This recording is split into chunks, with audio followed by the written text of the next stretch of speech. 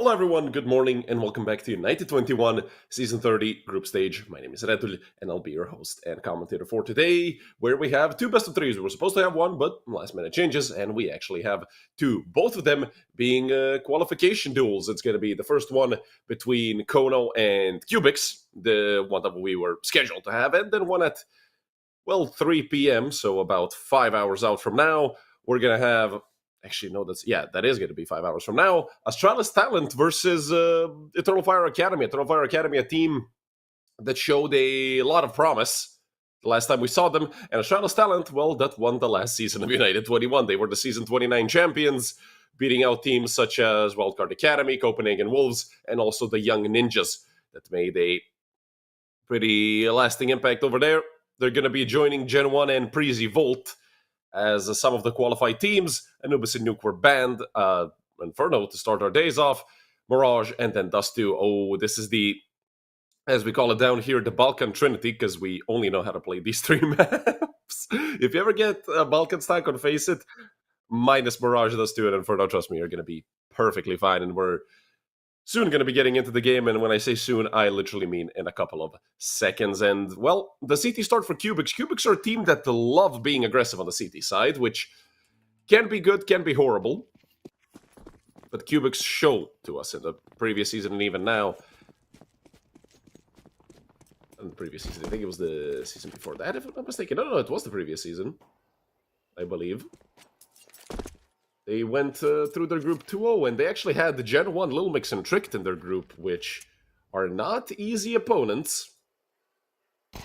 As we went on to learn, I mean, Gen 1 are already qualified 2-0. Kaylee, well, Berettas in hand. Not missing a beat. Kaylee with 3 kills, and even a dink onto Soltowski. Kaylee shutting it down towards Banana. This should really be a situation that's possible. Well, we might even see the ace for Kaylee. They're gonna give it to him. Unfortunately, Soltowski won't give it to him. But a great round to start off the day for Cubics. Kono, well, they tried to go B. That ended about as well as you could have expected it to end. If for some reason you aren't familiar with the roster of Cubics, Gamezilla, Bledar, Amar, Trippy, and Kaylee. Their side, a fan favorite, Captain Kurtka, Amster, Soltowski, Zogan, and Owner. Mostly Glocks on the side of Kono. There is one Deagle. There in the hands of Zogan. Zogan hoping to cause some trouble with one Deags. But with Banana already belonging to Cubics, these nades could do some damage, and one of them is actually going to hit Captain Kurtka heavily. But this is just a round where we're essentially waiting for Kono to get ran over by SMGs. Trippy has dual Berettas in hand. I'm not sure why he wouldn't be using the MP9. I trust the first bullet accuracy of the dual Berettas more, which I still don't think it's better than the MP9. And now that they've started actually peaking, well, they're just getting tapped away. Amar and Vladar did a great job. Soltowski was spotted, tried to run away. Got met with another MP9. A double kill for Vladar, a double kill for Amar. Round number 2 for Cubics.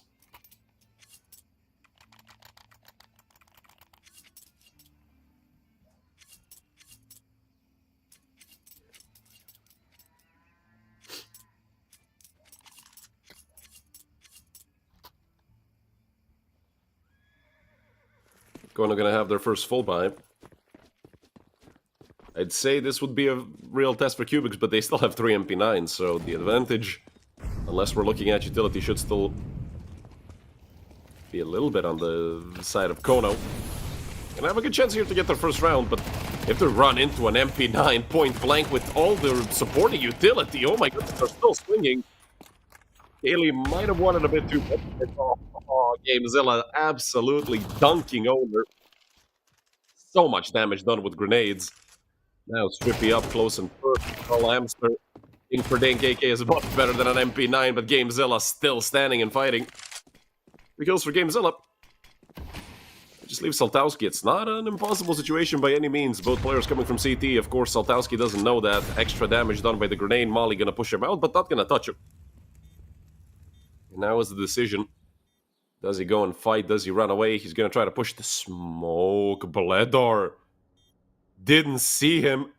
Hell, Soltowski might even be on for a knife kill, but he wants to play the time game. He wants to know where Bledor is. There's no chance that he expects Bledor towards CT. He did turn around. And now he's just gonna drop the Molotov behind him. Bledor can't do a single thing. He doesn't have a kit. He's running through the Molotov.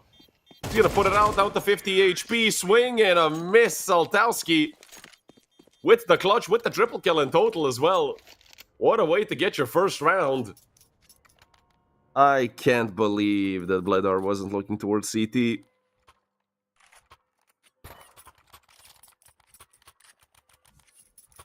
That is very unfortunate for Cubics.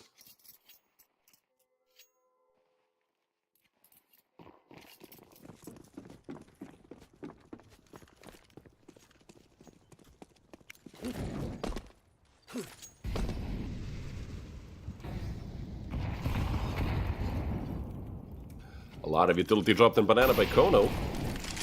Although not much of it has actually hit its mark, and Bledor gonna get the entry frag. Now Strippy to swing into Banana, and Cubics once again putting the pressure onto Kono. 5v2 in the first 30 seconds. Owner has no idea he reacted, but not in time.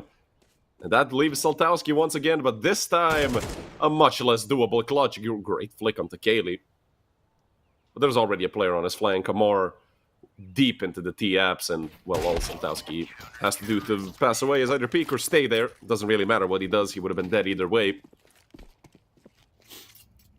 The Cubics get right back to their winning ways. That's going to be round number 3 for Cubics.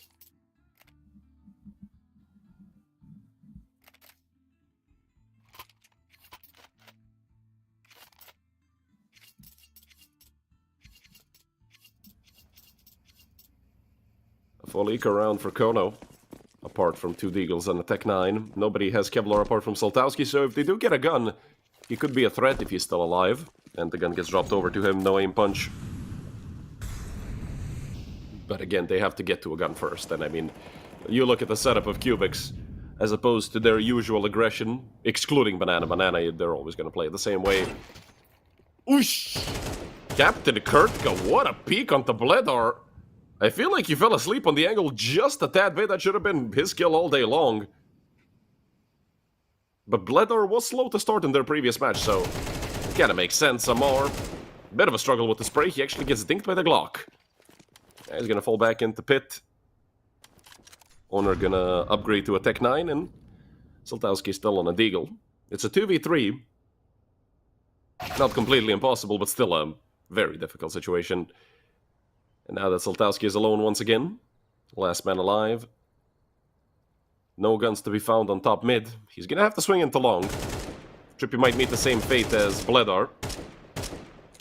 Although he is just pre-firing the angle. He's gonna switch over to the USP. Not the best idea considering Soltowski as Kevlar, but when Kaylee's on the flank, that was just baiting. Cuba's gonna be up to a 4-1 lead. Although Kono did just have pistols in that round, so it was really to be expected, especially from a team as aggressive as Cubics. I like the more aggro approach that, well, not many teams have. For example, FaZe on the Tier 1 scene are the first team that comes to mind, who deal with these force rounds, or rather their anti-force rounds are mostly aggression, or anti-eco even, especially in Inferno. They're gonna drop you that bottom mid smoke at your feet, and you're gonna take the entire map, and you're just gonna sit in T-spawn and ramp with pistols and not really do anything useful. Drippy and Kaylee gonna swing into Banana, and actually they're gonna get punished quite quickly. Captain Kurtka nearly a triple kill over in Banana. Nade being thrown towards Gamezilla. That's gonna take him out of the round. The Bledor did get one, but that was on the wrong side of the map. Amar. Who's flanking who? There's a player in Boiler. But Amar is much closer than they expect him to be. Never mind. Captain Kirk is just on a roll. 4 kills for Captain. And an easy tap for Owner. That's one hell of a lurk right there, I'll tell you. I'd be pissed. But hey, he was around Dabs the entire round. A very brutal 4K by Captain Kirka. Nobody stood a chance at winning a duel against him. And that is one of the main reasons he is one of the crowd favorites.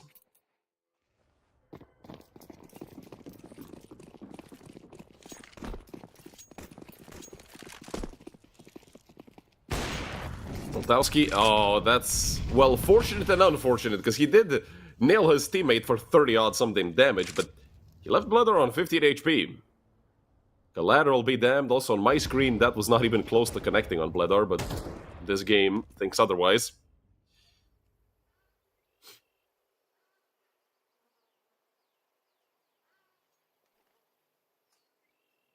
Two players towards Banana once again for Kono. And the 3-2 set up for Cubics, but with 3 on B. That's something you see be pulled out many rounds in a row. Bledor, he has to watch out for those grenades. He could go down to any single one of them. Captain Kirka now chasing the frag. No, he knows there's a second player there. They respect him so much, they're just going to drop a smoke at their own feet. Get out of Banana. I do think that was the correct call. Kaylee is going to be stubborn, but he's going to find a phenomenal kill onto Captain Kirka. A 4v3 is the advantage of Cubics, and Bledor going to extend that lead. There's a player here on long. Amster should be dead. Actually, both of them should be dead. Gamezilla. Is he going to hit his shot? He does hit the first, and now they know where the second player is. Amster is able to take down Bledor. But he doesn't have the bomb in his hands, and now they're both going to be swinging into him. Amster goes down. Round number 5 on the board for Cubics.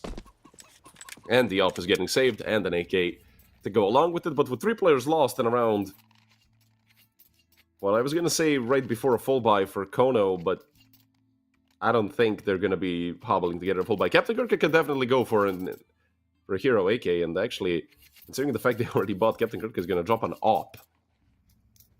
Gonna get an AK in his hands. If anybody deserves that big ol' AK-47, that's definitely him. Zogan still struggling. 0-6 to start off the map, still the only player. It remains with just 0 frags, but that can always change very quickly. As we saw, Captain Kirka had 1, and then he had 5 at the end of 1 round.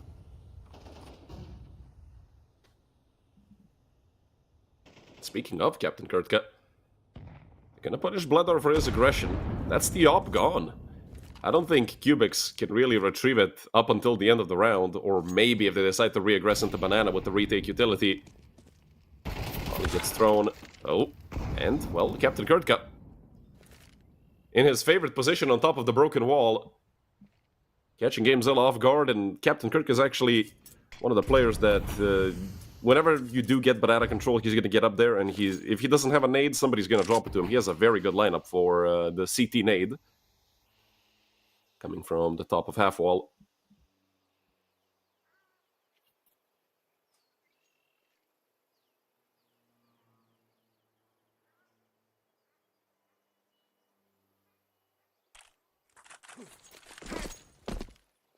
Utility coming out towards the B bomb site. Still 30-something seconds on the clock, so they could go back if they wanted to, but all 5 players coming out. I mean, the Molotov was perfect, the flashes as well.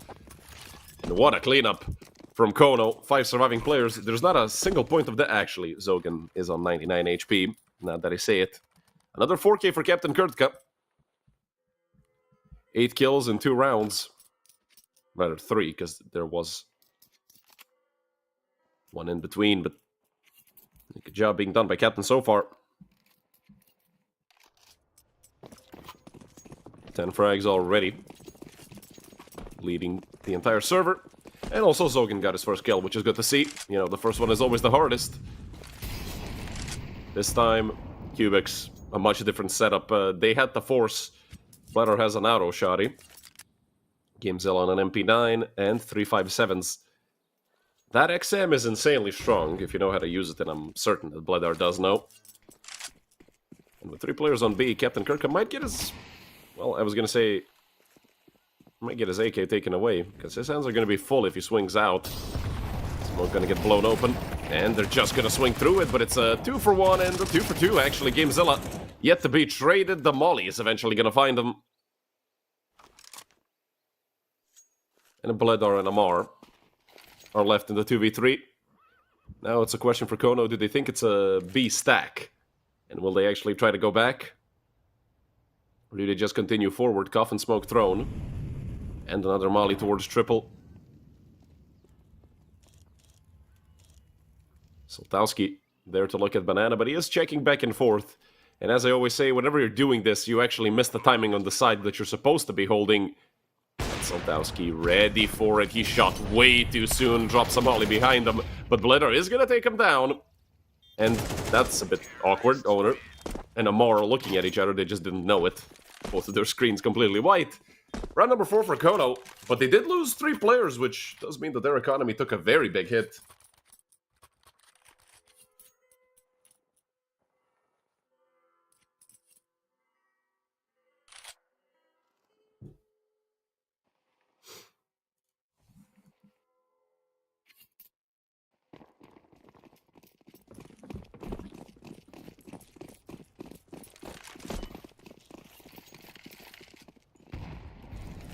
And up for Soltowski once again, with nothing but pistols on the side of Cubics.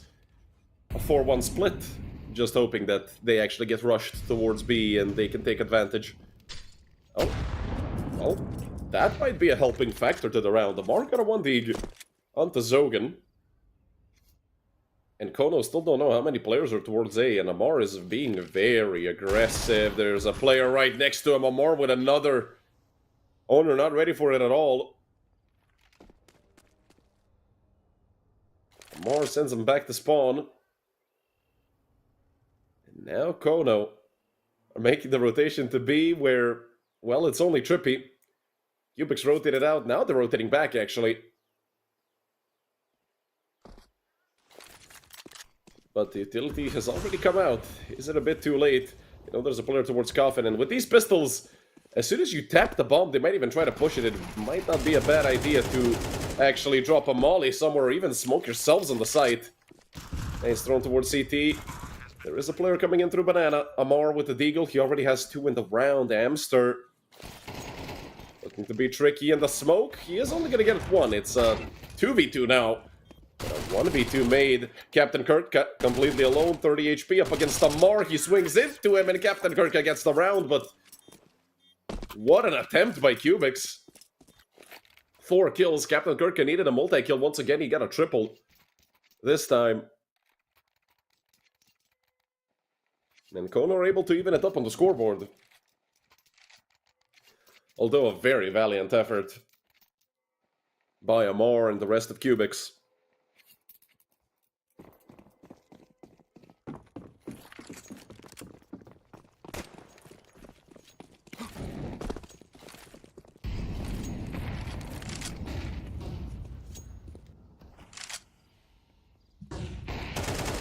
Captain Kirka once again aggressive towards Banana and once again eating grenades, but that's just the life of the player that gets the best spawn for Banana. Of course, unless you have like a call where you go aggressive through second mid and mid. But that's really a big old facet strat. I don't really ever see that called in pro games. Captain Kirka, however, well, this is something we see way too often. Absolutely shutting down everybody towards B. He had Zogan there to help him out as well, and that's round over. That's going to be 6 for Kono. No questions asked. Captain Kirka up to 2-point-something KD. He is being extremely dominant over towards B, 15-7. Still the only player in the double digits on the entire server. And all those Captain Kirka over enjoyers are going to be enjoying that over bet. You might even get another one here, actually. Trippy is down to 26. He is in library. They should expect him here. And he is going to get flanked soon, but what a shot from Trippy. I might have jinxed Captain Kirka a little bit. But it won't matter for Kono. They're going to win the round anyway. 1 player loss doesn't mean anything. I mean, Captain Kirka has a $9,000. He doesn't care. Cubic is definitely on the back foot towards the end of the half. They started off very strong now. They've fizzed out, and look at this. 5 MP9s from Cubics. I'd love to see him just pull the plug on this half and, well, in this last round. Just say screw it. Go down mid and Banana. Show him who's boss, but oh, the hell, they might be doing it. There is a smoke on bottom Banana. Flash thrown as well, but Captain Kirka just gonna walk into the smoke. They did tag him up. Not sure if they know he's there. Well, Kaylee certainly does. That's an AK for Cubics. That's a fighting chance. Zogan fully blinded. Blind Fury spraying through the smoke. But it's trippy to get the kill. Left on 6 HP. If anything, they got the trade on a Mar. Bledar nearly got knifed. And oh my god, what a peek from Bledar. Flying across the apps. Just look not to hit your head on the ceiling. Leaves Saltowski in the 1v4. 35 HP on the top. 2 flashes in the smoke. And I don't think Saltowski has a single chance. Although he does have the bomb, and they are all looking towards mid. I mean, Saltowski, he can get out of abs, he can even get the bomb down. He has to make some noise. Scratch that. He's going to use the safer way down. And they should expect him to be out on A. I mean, he might get shot in the back by Gamezilla. Oh, he turned back around. Well, he had a free road over to B. Of course, he didn't know that. Bledar with a triple kill. That's round number 6 for Cubics as well. 3 players on the side of Cubics in the double digits, with still just Captain Kurtka on 15 frags for Kono, but this was a round that really couldn't change that fact at all. Only 1 kill went the way of Kono.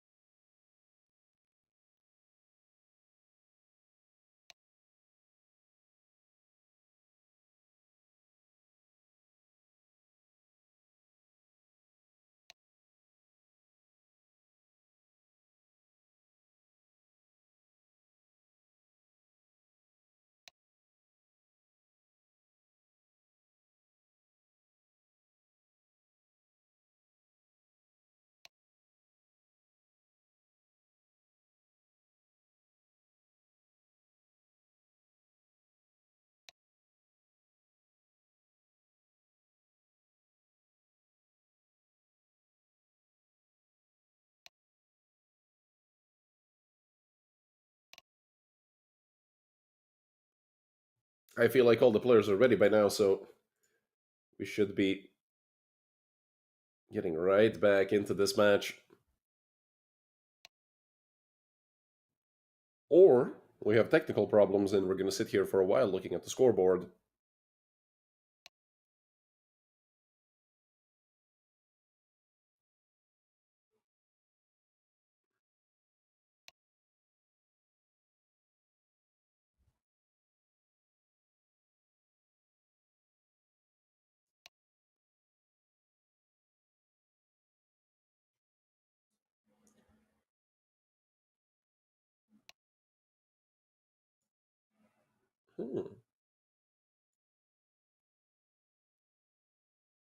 I mean, yeah, Kono are the favorites coming in to this, I believe, but Cubics are one of those teams, they can win 10 rounds in a row, they can lose 10 rounds in a row. I mean, Balkan mentality, that's just the way we are.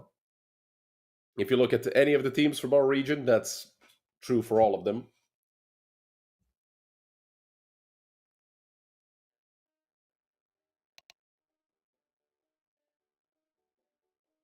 It really depends on what sort of momentum Cubics can get.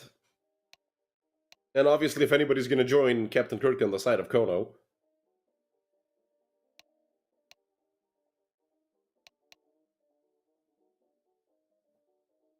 Now I'm actually starting to get worried about why this is taking so long. Perhaps we could have gotten some information, but I don't see anything. They are typing quite a lot, if you can hear the chat.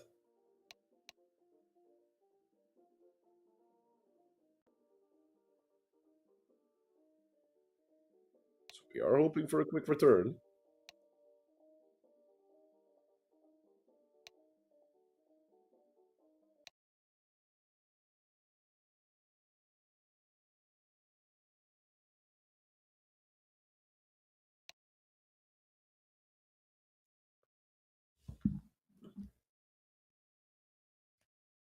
Still waiting on some confirmation as to what's going on.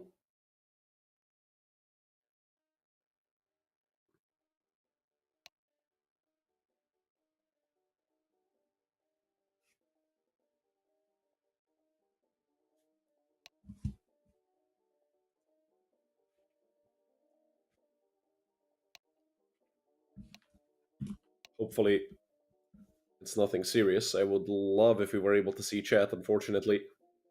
Well, if you've ever used custom HUDs, you know that, well, essentially CL underscore HUD 0, and then you just get the view model. At least, I mean, that's that, and then we also turn off the radar, the kill feed. Essentially, the only thing you have from vanilla Counter-Strike is the crosshair. The rest of it is all on the HUD. At least it's like that in Lexogreen, or Lexogreen. I'm not sure if it's different in other HUD managers. If any other ones are even used, they haven't really streamed in a long time to know how to actually, or to know which HUD software.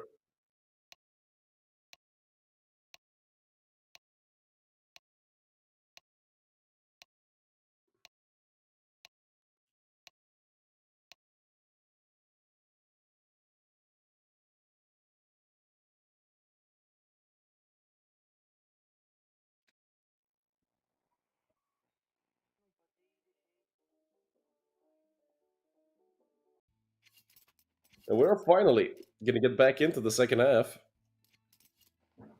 That's good to see. That was a bit worrisome, but seems like we're fine and ready for the second half.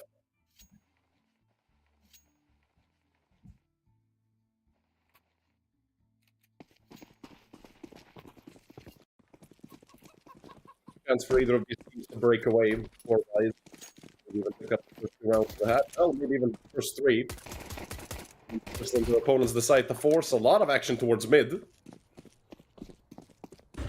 Saltowski going to take down Bledar, but it's Kaylee now to chase him down. Owner getting pushed back into the bomb site as well. That's a horrendous smoke. Smoke thrown into library as well, and they're just going to group up into short. There's 3 players on the bomb site itself, soon to be 4. And speaking of 4, there's a flank coming out of Zogan, and the 2-for-1. Amster can get another. Captain Kirka just gets ran over. That just leaves Zogan. They do absolutely nothing at all. Kaylee going to take him down. 3 kills for Kaylee there at the end of the round, and round number 7 for Cubics.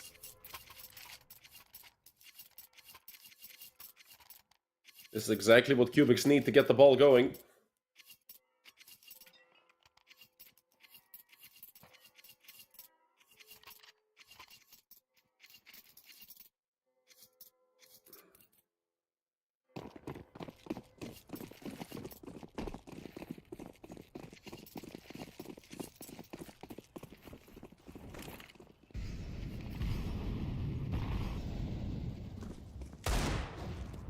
Saltowski looking for an early kill. Does miss on the first shot, and there's 5 Kono players over towards A. As soon as Cubics realize that, and that should be soon, because they are slowly creeping up through Banana, making some advancements. Bled are going to be responsible and actually leave the bomb before he goes for these Eco Cobra kills. Nade towards top mid, still doing a lot of damage. And finally, Bledar gets his frags out with the Glock. He actually goes down to Saltowski. 8 for Cubics as expected. And I heard some typing in chat again. It's another technical pause. That is unfortunate.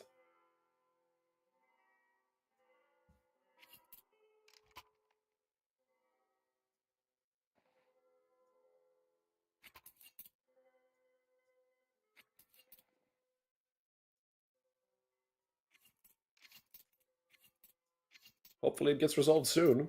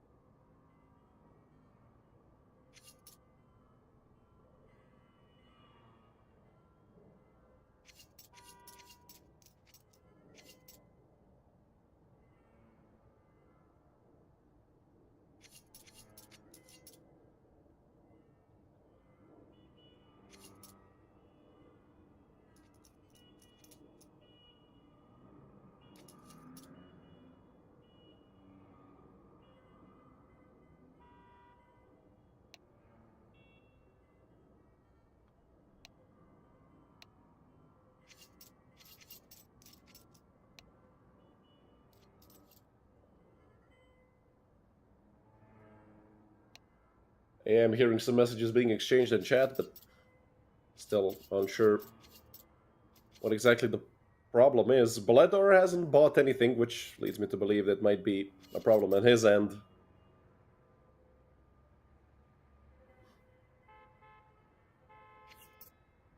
But he is moving. Shaking his head up and down.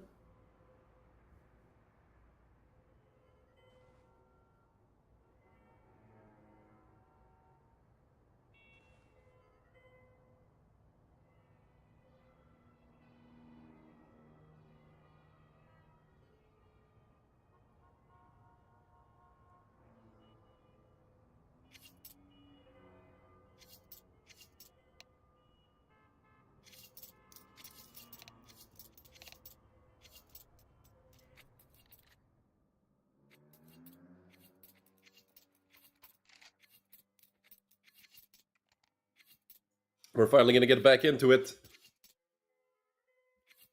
A few minutes once again. Right ahead of the first full buy for Kono. I mean, if anything, they had time to prepare mentally. As you know, you shouldn't really be talking during tech pauses, but it's online Counter-Strike, I don't think. Unless it's monitored, I don't think anybody really cares about that rule. The rule is made for online Counter-Strike, though, because on LAN, you know, it's a bit more difficult to fake a technical problem, and in the meantime, it's a 3v4, soon to probably be a 2v4, because Trippy has just a Mach 10. Gamezilla's right behind him, though, and Saltowski is pretty low. They could look to go forward. Saltowski right behind the bomb site. They're not ready for this, but they should be able to kill him quickly. Trippy gets the frag. Makes it a 3v3 from that 3v5 situation. As well as the fact that Zogan gets dinked. Oh my goodness, Zogan is having an unlucky game. Trippy looking back towards short. A bit of an off angle. Not sure if they're going to be ready for it. Well, Captain Kirk certainly will be. Nade thrown on the bomb site. A bit of damage onto Gamezilla, but he gets the kill. And now Bledor can activate.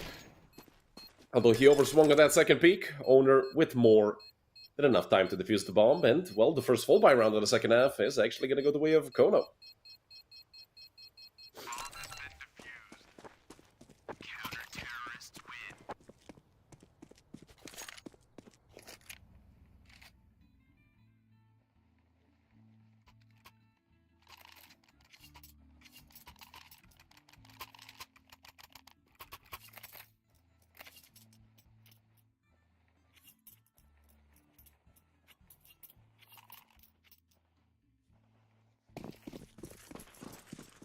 Get ready for a triple mapper with, or rather get ready for a 3 mapper with triple OT? Fine. Perfectly fine by me.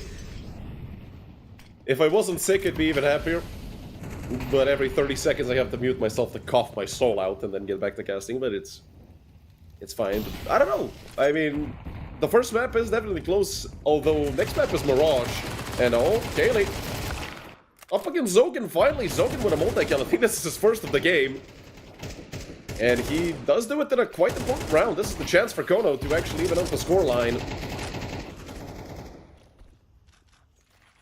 And make it 8-8. He is stuck in the corner, and still it is only a 4v3. That could get changed very quickly. More. Accidentally gonna nade Saltowski.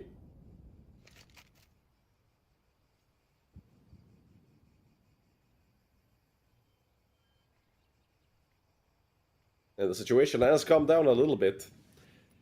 Cubics don't have any real utility apart from that one flash. If they had a nade, it would probably find its way to Amster. If they had a molly, it would probably find its way to Amster.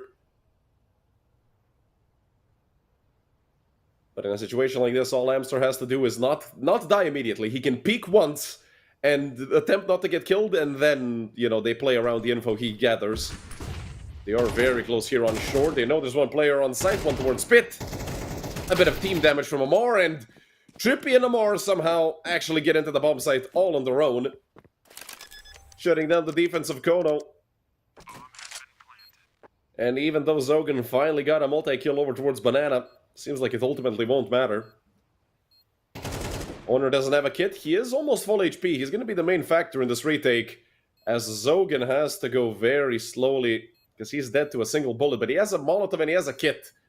And I'm certain Kono would love for that to be on the bomb site itself. Now, Zogan has to go and run forward, but it's Bledar here on the site itself. He's stuck in the corner. Zogan very low, and Bledar gets the headshot somehow.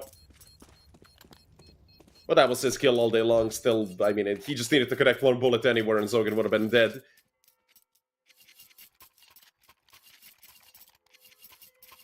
It was close for Kono, but close doesn't cut it. Cubics up to 9-7. And don't forget this if you're following the top right corner of your screens. This is Kono's map pick. So they're definitely going to have a harder time on Mirage if they end up losing this map. Cubics are an incredibly strong team when it actually comes to Mirage. But you know, we'll cross that bridge when we get to it.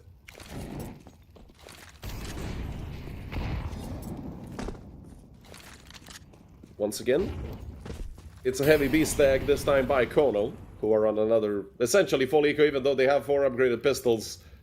They only have 1 Kevlar, it's on Amster. So I don't really think they're gonna have much of a chance. Cubics would really have to mess up. And yeah, they're gonna go forward. Trip B, oh no. Lucky for a second, I thought it was happening. But they are gonna get a 2 for 2, a 2 for 3, and yeah, now the cleanup starts. Okay.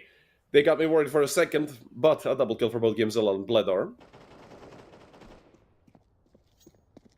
And now it's Amar. Oh, what?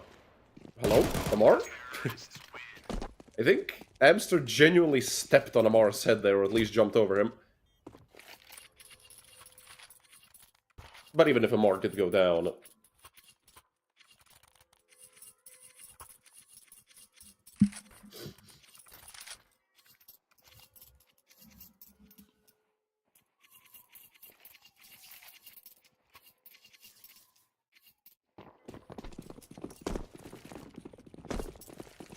Captain Kurtka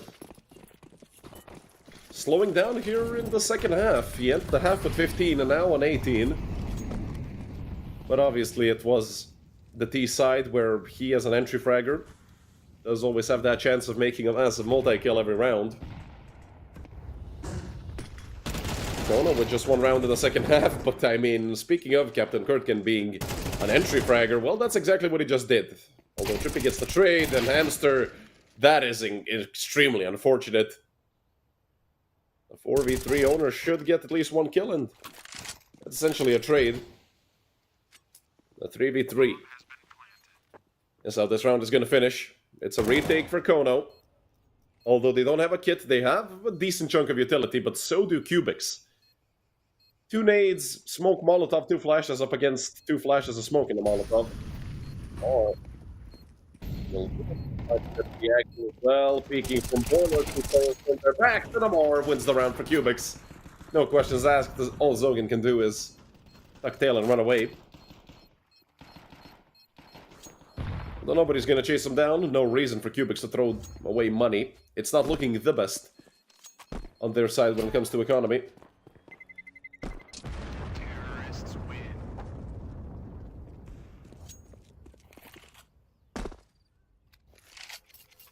Amar with the 3k. And only 2 more rounds for Cubics here on Inferno are needed to take us over to Mirage. Their own map pick with a 1-0 lead. I'm certain they would love to see that.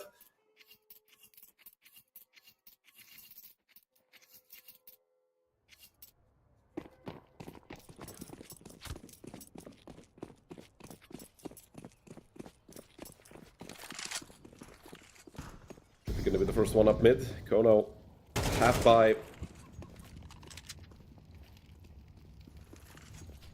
Not an immediately dangerous buy against Cubics, but if they give him a little bit of space, they can really snowball it with these small guns. And pistols. There's a single M4 there that Zogan saved. And Damar. Just a bit of a peek to gather info. But they're going to get the first kill in the round. Opening up the A defense a little bit. They spot the player out towards Boiler, and now they know there's 2 there. Bloodor with the 5-7, unfortunately. Not able to get the second kill as well. Only a double for him here in round number 19. That leaves Captain Kurtka and Zogan. 2v3. And now 1v3 for Zogan. This would be a massive Heroic round by him if he could somehow pull it off. There's a player on his left towards the library. Kaylee looking over towards that smoke, but it's going to be Zogan to save once again. Cuba's going to get up to 12, and there's going to be 5 match rounds, rather map rounds in a row for them.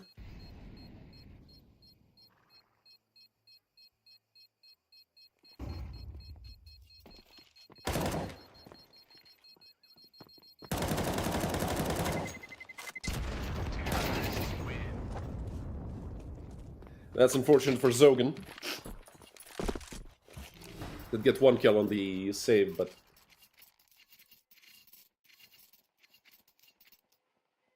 that won't really matter.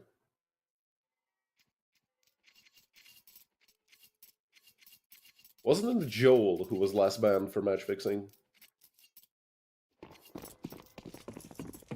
Or that was one of the last players banned? Because he got what, like a month or 2 ago? I think it's a month ago that he got the permaban from ESIC. Oh, Gangino, yeah. I forgot about that. In the meantime, Trippy and Gamezilla opening up the round. Leaving this in a 5v3, Kono, their struggles continue, and I think their struggles, well, they might finally end, but for all the wrong reasons. They've already lost the A-bomb site, and they lost Amster. This map is over. I mean, unless Captain Kirk can pull something out of the hat, which he will need to do. It's a 1v4. Captain Kirk needs the 4K, and, well, he gets tapped away by Kaylee.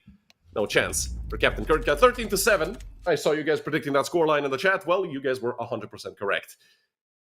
Kono, in the second half, didn't stand a chance. It was 8-7 at one point, and they lost 5 rounds in a row. Simple as that. Kono get absolutely demolished on their own map pick when you think about it, and now they're going to be... My apologies. And now they're going to be going over to Mirage, which is the map pick of Cubics, where, well, they will hopefully fare better. Otherwise, Cubics are going to qualify to the playoffs with a 2-0 score. Don't forget, this is the qualification bout, so nobody will get eliminated if they lose here, but it's, well, much easier to get in the playoffs with a 2-0 score than have to scramble around in that 1-1 decider match. But we'll talk about that once one of these teams actually qualifies, and you guys stick right with us, because in about 10 to 15 minutes, we're going to be back with map number 2.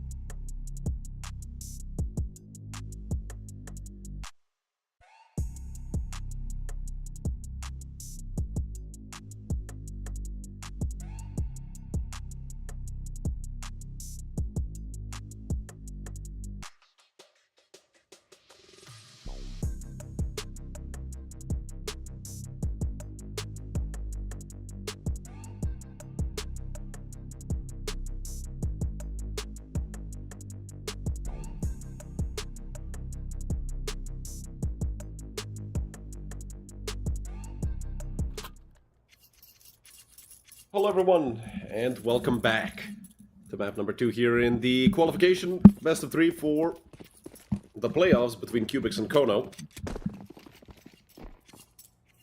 Cubics played a phenomenal first map. It was close in the first half. It was 6-6. Afterwards, Kono got demolished. They only won one round in the second half of the first map. And hopefully they can fix that up here on map number 2, because this is the pick of Cubics. And as I said before, Cubics are a very strong team on Mirage. And well, they're just going out on 8 to prove it. A 3-for-0 trade. Not a single bullet hit by the entire defense. That should probably be round number 1 for Cubics. I mean, I don't even think they can save this. They have a player on their 6. Amar with an easy frag. Leaving to Soltowski. 1v5. In an impossible situation. There's a player here, and he can kill him and get out of there. Try to save Kevlar, which is probably the best course of action. But I don't believe Soltowski gets out of this. I don't think they let him. And he does want to fight. He's being flanked from short. Round is a long time over. It's just a matter of what Soltowski will do. And that's officially 1-0 for Cubics.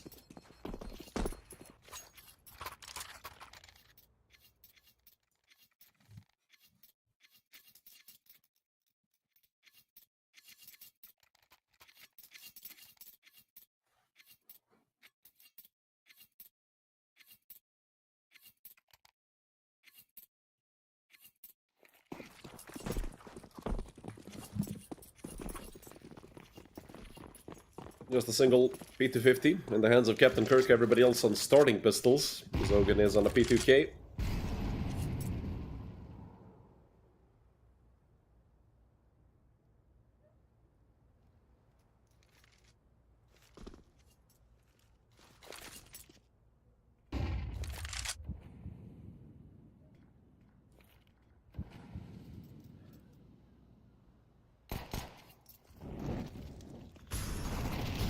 Shouldn't really be too big of a problem for Cubics to deal with this buy of Kono.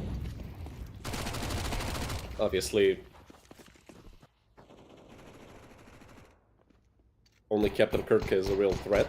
And you can hear the P250 firing. Actually, Bledar goes down, and Kaylee doing a great job. Picking up 3 frags over towards short. And Gamezilla on the cleanup. Picks up both the AK and the P250. Everything goes to Gamezilla. 2 for him, 3 for Bledar. Or sorry, 3 for Kaylee. And round number 2 for Cubics, as expected. Now it's actually going to be a real test for Cubics, and we see an AWP in the hands of Soltowski. He had just enough to make it a glass cannon. Although he hits hard, he also gets hit hard. No Kevlar means aim punch is going to be a big factor for him in this round. And Cubics, I mean, all it takes is one shot for them to offset his aim and probably kill him. But Soltowski is aware of that. He wouldn't buy the glass cannon all willy-nilly. And we do see him rotating back through CT over towards B. Probably going to be taking an angle through short. Actually, no, he's going to sit and market. And hold apps for Amster. Try to help him out a little bit. Smoke thrown by the CT side onto ramp. It is a bit shallow. And with that molly thrown, Nate's going to break it up. Bombs, I told him already for it. And he actually picks up one of another big goes down as well. They just found one trade, but that one trade is not enough. Soltowski needs to hit a shot. Does hit only one so far. Another flash thrown towards CT. It's a 2v3. It's not impossible. But they really have to take Amar out of connector. And, well, Amar, or rather Amster, wasn't ready for it.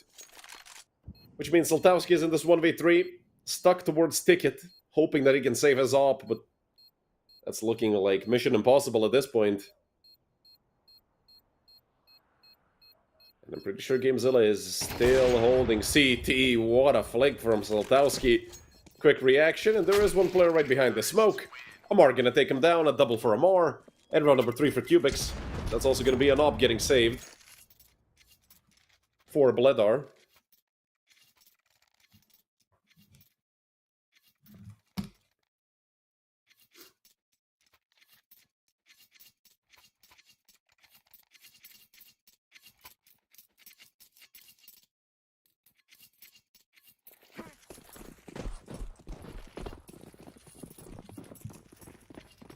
I have by here for Kono a UMP for Zogan. Owner and Captain Kirk on MP9s. Vledar, good first frag. Actually, good second frag in a round since Trippy got the first one. And there is one player who is up on amps. It's Saltowski. As a USP, even if he does stay unchecked, which I highly doubt it, I don't think he's going to be doing much. He has Owner right next to him, and it's Kaylee to come through short.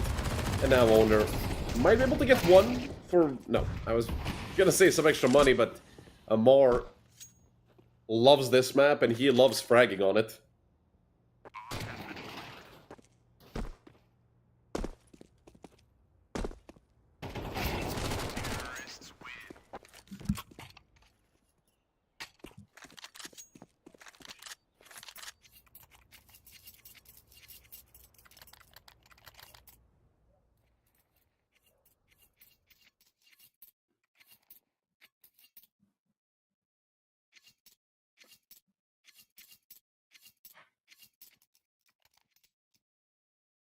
A 4-0 start for Cubics.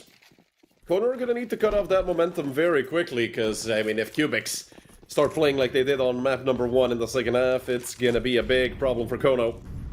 If anything, Kono are taking the initiative into their own hands. They have 2 ops. But double op setup can often prove fatal, as opposed to successful. Captain Kirk also off to a slow start, 1 in 4.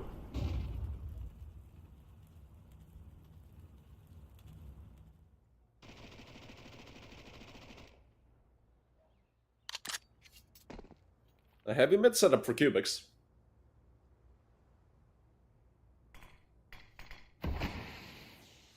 With smoke thrown on window, they can think about splitting something.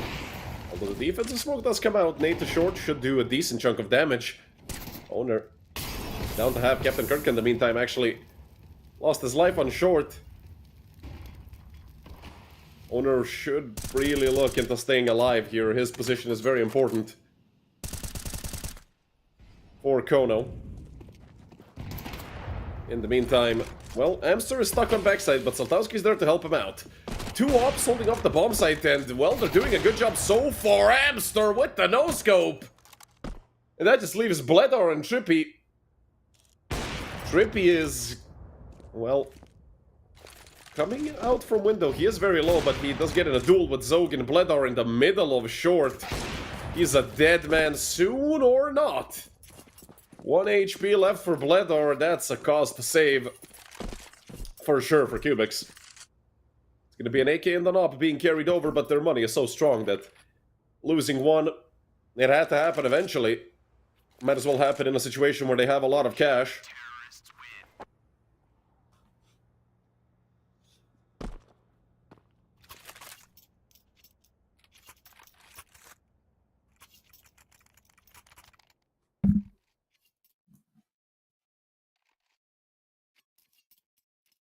Still, the double up setup survives. I'm surprised. I thought they would maybe pick up an AK or just any other rifle. Because once you give away the fact you have a double up setup, you kind of want to get rid of it as soon as possible. Since, well, you know, it can lead to you getting rushed heavily. Trippy very fast into apps in front of the Molotov by a mile. Although, it is Amster on the site with an op, so he is dead if he tries to peek it. Zogan in the meantime finding a kill, but Gamezilla quick on the trade, looking for another, unable to connect. It's 1 more for Zogan, a double kill. And Amster picks up 1 as well, leaving just Bledar and Amar, 2v4. And they could attempt this, it's not completely impossible. You essentially have to win a 2v2 twice. Because it's only Owner and Amster here towards the B-bomb site. Although, with the crossfire they have set up, it's going to be very hard for these guys to do anything. There's a player on short, Amar, good spray control. Now they know that Amster's towards bench, and Amar finds another. From a 2-on-4 to a 2-on-2, I told you. You just have to win a 2v2 twice.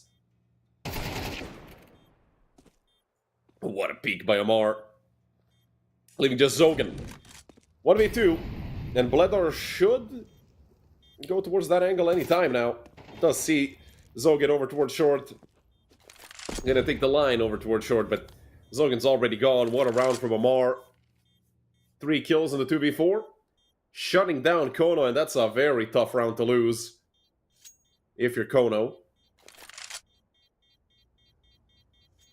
At this point, I do believe it might even be good cause for them to call a timeout. If anything, in quite a few of these rounds, they killed 3 players on the side of Cubic, so the economy is not out of control, but they do have a lot of money, don't get me wrong. Although it could be worse.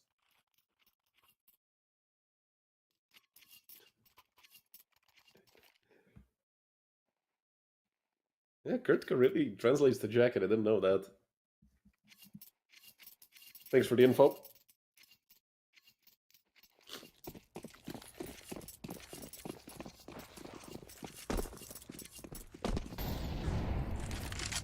I mean, the worst thing is that's a completely normal name. Compared to the stuff I saw, that's not even top 30 for like the oddest or weirdest or even the worst names. Because every time I have to cast somebody,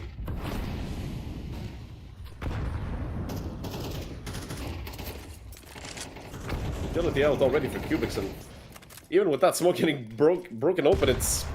Oh my goodness, 2 nades at the feet of Saltowski, he's gone. 3v5, Zogan able to get 1. To make the situation a bit easier. Gamezilla, shut down by Amster. Now it's a 3v3. A chance for Kono to make it a 3v1. Now Bledor has to get a 4k. Amster jumping towards him. They're gonna double peek him, Cubics. I have no idea how this retake went the way of Kono, but it did. Triple kill for Zogan. And Amster there with a double to even out the full house. Try to round it off.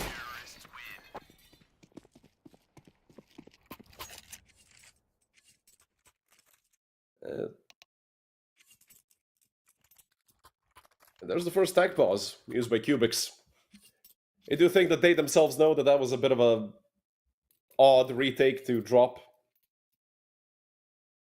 It was a 5v3 at one point, no? I mean, yeah, Zogan did get the quick trade, so let's say a 4v3. It seems like it. So far, the team that loses its players first has been winning plenty of these rounds. Not all of them. Cubics stomped Kono on the pistol. And then, of course, all the anti-force rounds. Although some of them did come close.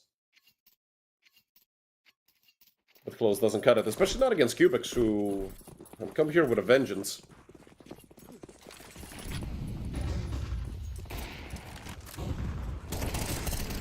Oh, good aggression here on mid from Kono, but never mind. Trippy says otherwise, except the 2k. Trading right back and getting the man advantage for Cubics. Trippy is on for the triple kill for sure. Saltowski doesn't expect him at all. Throwing nades. And gut-stuffed. Rather barrel-stuffed with Trippy's AK. Trippy could be on for the ace if he catches Amster rotating through CT. But with the position he has right now, it's just going to be a pushover towards the B bomb site, which is completely open. Of course, Cubics don't know that. And the only info Kono have is that Trippy was towards jungle about 30 seconds ago. Man, this round was over before I even started.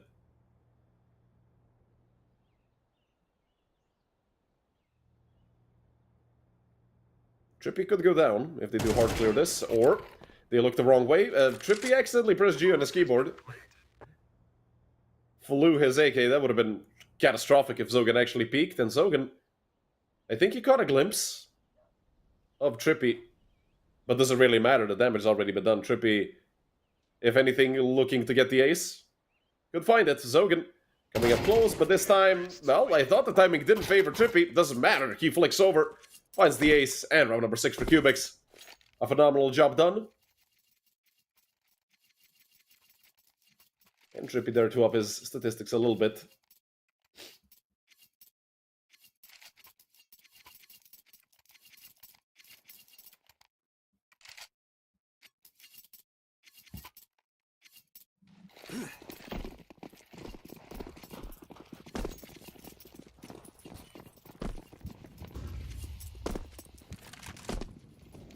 Bledar aggressive out towards top mid. And Cubics, they love mid control and... Oh, Trippy. He had the right idea, and it's actually Amar to swing with him. Zogan goes down. This is a horrible start for Kono once again. Losing that first player early. Saltowski, what a shot. Down goes Gamezilla.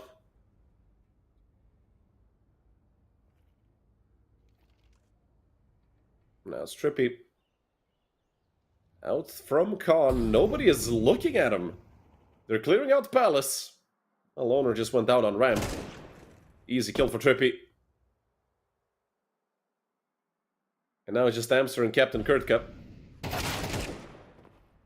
Just Captain now. Amster getting decapitated. Amar is 10-2, Trippy is 10-3, and Kaylee is 10-6. Cubics are about to be 7-2. Once Captain Kurtka goes down, or the bomb explodes, but I really hope we don't have to wait over a minute for the bomb to get planted and have it explode. Yeah, they're going over to A. Captain Kurtka is dead. Well, not to Kaylee, but certainly to Trippy. Got caught while jumping up. Trippy with another multi-kill. A double for him and for Amar. Round number 7 for Cubics. Kono.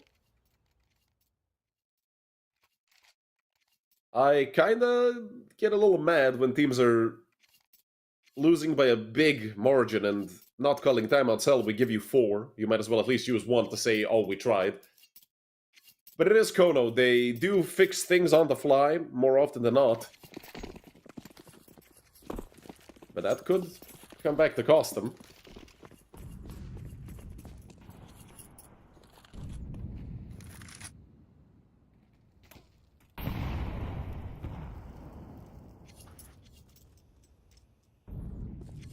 Aggression from Amster looking for a peek into Wonder. The problem is he has to play safe on mid, otherwise he's going to get taken down. And Captain Kurtka, well, he got taken down. Amar fully opened up the B-bomb site.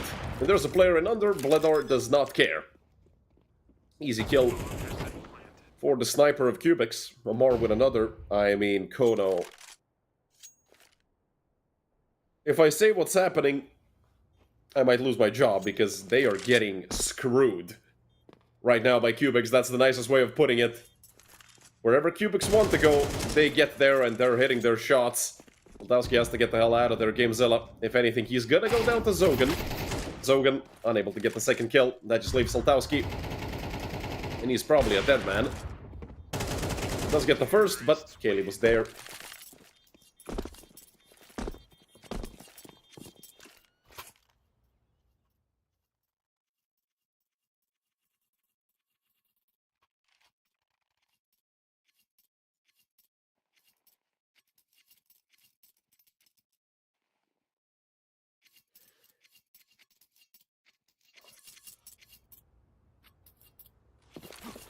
An 8-2 lead for Cubics. At this point, Kono are looking for whatever rounds they can get. Also, I am terribly sorry to anybody's bets who I jinxed, because I said if he took the over on Captain Kurtka, he had a phenomenal first map. Unfortunately, that was not enough for Kono to even get close to winning it. He was kinda alone at one point when it comes to who was playing and who wasn't. There you go, Captain Kurtka with at least 1 to help push the statistics up, but this is a shutdown by Cubics. No chance for Kono. Zogan's all alone. He's having a better map than he had on Inferno, but his team is playing much worse in total. Everybody are struggling. He's just struggling the least. But he also has saved like 3 or 4 times. This will be the 4th, I think, if he actually commits to it. And if the bomb was dropped, he would have had a chance like this. I'm not sure if Trippy spotted him. Nah, he didn't. They would all already be looking towards apps. He is very quick on the flank. That could lead to an easy kill or 2. Give him a chance. Amar did not plant the bomb immediately. He was moving around a little bit, and there's the first bullet dink, but Gamezilla immediately shuts him down. A 9-2 lead. A 9-2 lead for Cubics.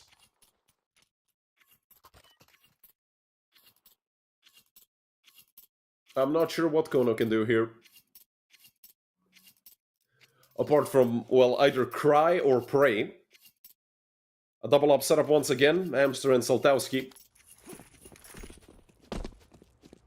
But I don't feel like that's gonna be the deciding factor here. Of course, now that I've said it, yeah, well, those two ups might win them the round. Bledar, slowly but surely, taking mid. He's completely alone on mid. Letting a solo op take mid away from you is a little bit tragic by Kono. And Bledar just keeps going forward. I mean, there's no way they're not ready for mid. They completely left it open. I mean, come on. A 3v2 for Cubics. Might even become a 3v1 if Trippy's nade connects. It does, it's a 2v1. And they heard Amster running around. Amster gonna get the M4 and he's gonna... What? Trippy didn't get that kill. He left Amster on 5 HP. He left Amster on 5 HP. Hamar is not much better on 32.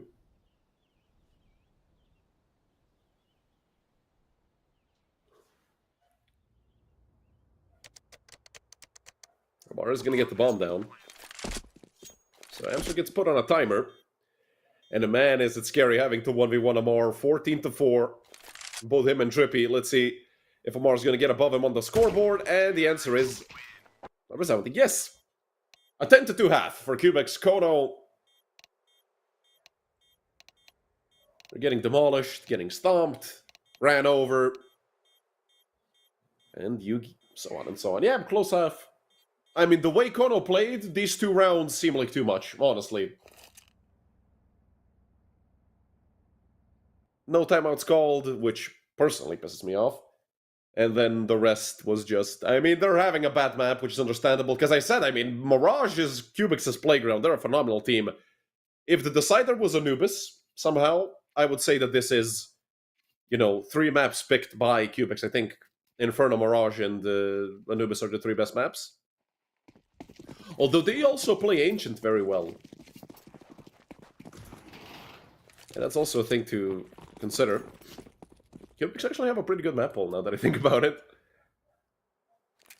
It's gonna be Contact B. Okay, let's see it. Let's see it, Kono. It's the best strat in the history of the game. Gamezilla on the bomb site. Well, it's a 2-for-1. Kono have a chance. All they have to do is not throw it away. Bledar gets triple peeked and destroyed. Finally, some signs of life from Kono. And even more Captain Kurtka. Well, how hard was it to do that? Took them 12 rounds to figure out they are professional players. I'm joking. But Kono with a great round, and this is, I mean, a stepping stone to a comeback. They won the pistol round. All they have to do is not get 1-degged. And, well, they're gonna have a chance.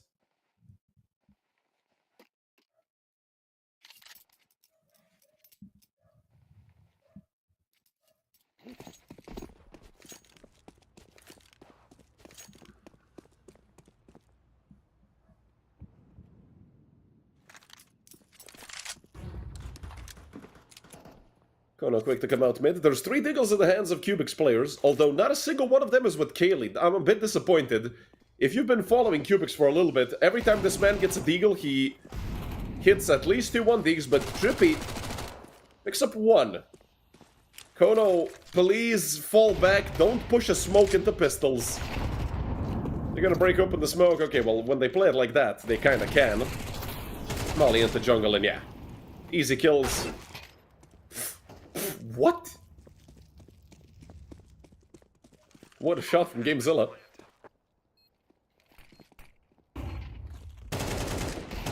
Looking for more, but he's not gonna get more. Zogan gonna clean them out at the end. Zogan, the first player in the double digits for Kono. Pistol on the ground, that also gets picked up. And the double kill for Owner. 4th round for Kono.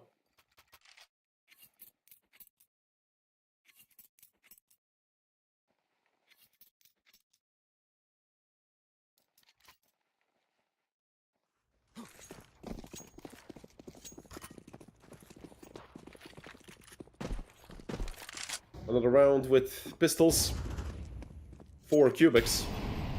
They did opt to go for another half, by which I cannot explain to you how massively I respect it. Why would you even risk it? You're at a 10-4 score. Give yourself, you know, a bit of a chance to win the round. Should be finding a kill and actually upgrading to a rifle. Bledar jumps the gun, and what a reaction for Captain Kurtka. Owner finding another as well. And GameZilla is once again alone, but he is the B player, so a retake simulator.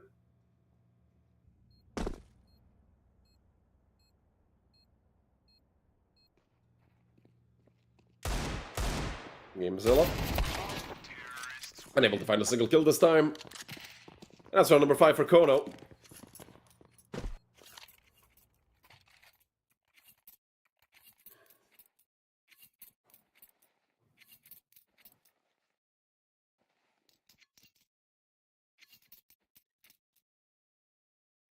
A proper full buy for the likes of Cubics. 2 kits, which I'd say is enough. Trippy could pick up 1 as well, but I feel like he might go for an aggressive play, and that's why he doesn't want to do it. He is the one in window right now. For a second, I thought he would jump out mid. The spray does connect on the Captain Kurtka, but they tag Trippy up heavily as well. Kaylee, aggressive peek. Bledar gets the trade. Kaylee's crosser was ever so offset. Captain Kurtka already close in connector. It's actually Zogan to get the kill. More on the trade. And the 2v3. It favors Kono. They are already on the bomb site, and GameZilla off of Amar's wallbang, also gonna help out and get that frag. It's just Owner and Zogan. And Zoner is stuck towards, or rather, Zogan is stuck towards triple. And Owner over towards default. Flashes are gonna start coming out. Zogan with the peek. That should have won them the round. It's a 1v2 for Amar. He's gonna get probably double peeked if he comes close. He's making all the noise in the world, and Amar goes down. Round number 6 on the board for Kono.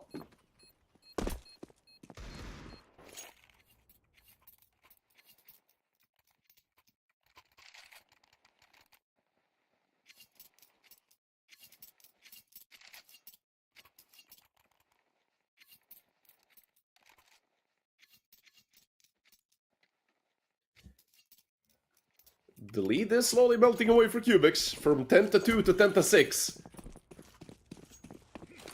This is around the point where you start thinking nasty things and start feeling uneasy.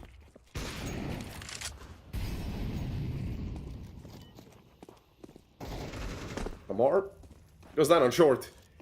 Had a chance with the Deagle, but squandered it. Good frag by Bledar with the scout. This man is very good with the scout, and well, Soltowski is going to shut him down, but he did do a lot of damage. Trippy with the MP9.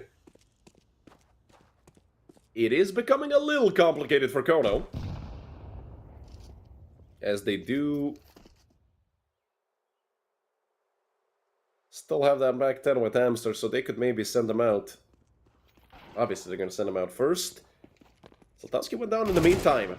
I mean, this round is a little tight. Tighter than it should have been, for sure. Kelly has a 5-7. And Trippy already got the kill. A double kill for Trippy. Bad spray by Owner. Neither of them quite getting the frag just yet, but Owner is on 13 HP. What a headshot. That's going to force Kaylee back into window. But he did hear Owner running around, and easy kill with the 5-7 on the jumping Owner. Double for Kaylee, double for Trippy. And that's a very bad round to lose if you're Kono. Right in the middle of the comeback. They got half bot. Not ecoed, but half bot. Which sucks for them. Luckily, they won so many in a row that they are gonna have more than enough money. But that trip up could cost Kono the entire series. And potentially a place in the playoffs, but of course, I mean, even at 10-7, it still would have been a long way away, but Cubics were around the way after that from getting reset, so definitely a lot left to ponder for Kono. Kaylee, while picking up 2 on the other side of the map. The nade is good on the GameZilla. Hamster still looking for another frag, he gets it. Although the man advantage still on the side of Cubics, even with those 2 kills that are unanswered. Hamster Not ready for Trippy on the flank. And that's another pair of double kills for Trippy and Kaylee. 20-9 is Trippy's scoreline.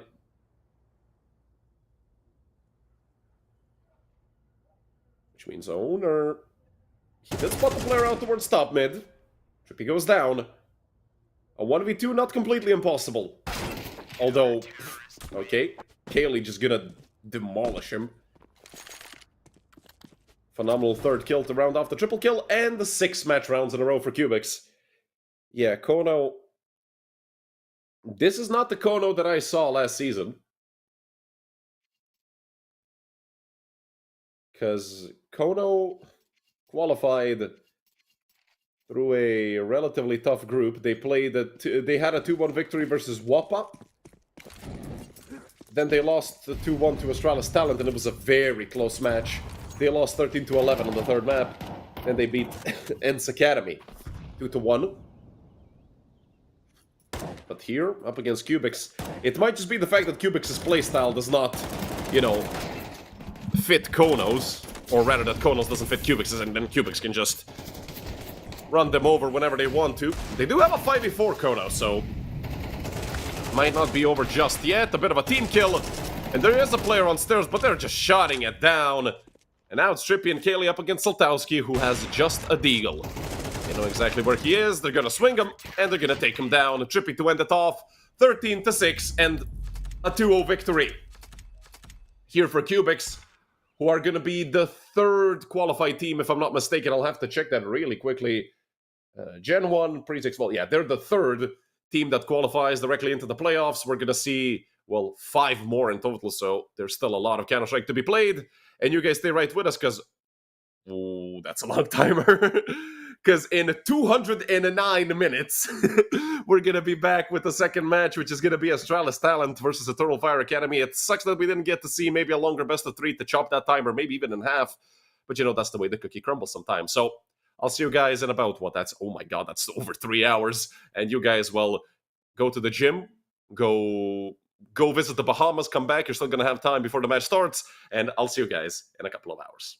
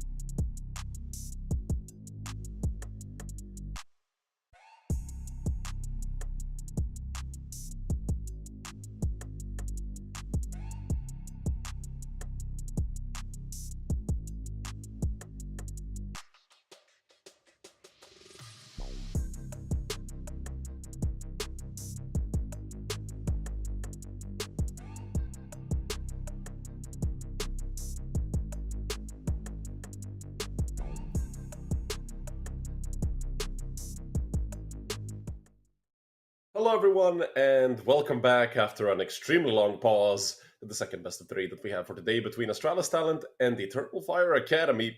Two teams that are looking very strong and not just looking. Well, Astralis Talents actually won the previous season of United21 in season 29.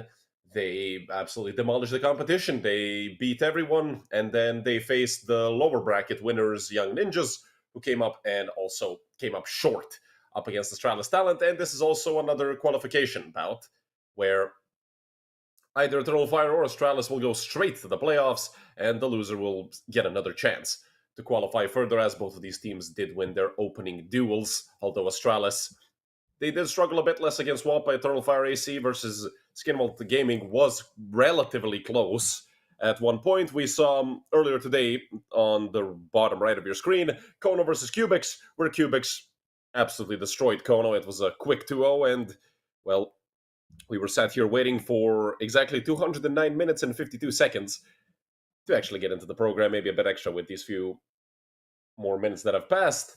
But as you can see, the directly qualified teams are Prezi, X-Volt, Gen 1, and Cubics so far, and we also do get the veto here between Eternal Fire Academy and Astralis Talent. Ancient and Dust 2 have been removed, Inferno, Nuke, and Anubis, if we do end up needing it. Train and Mirage were also banned.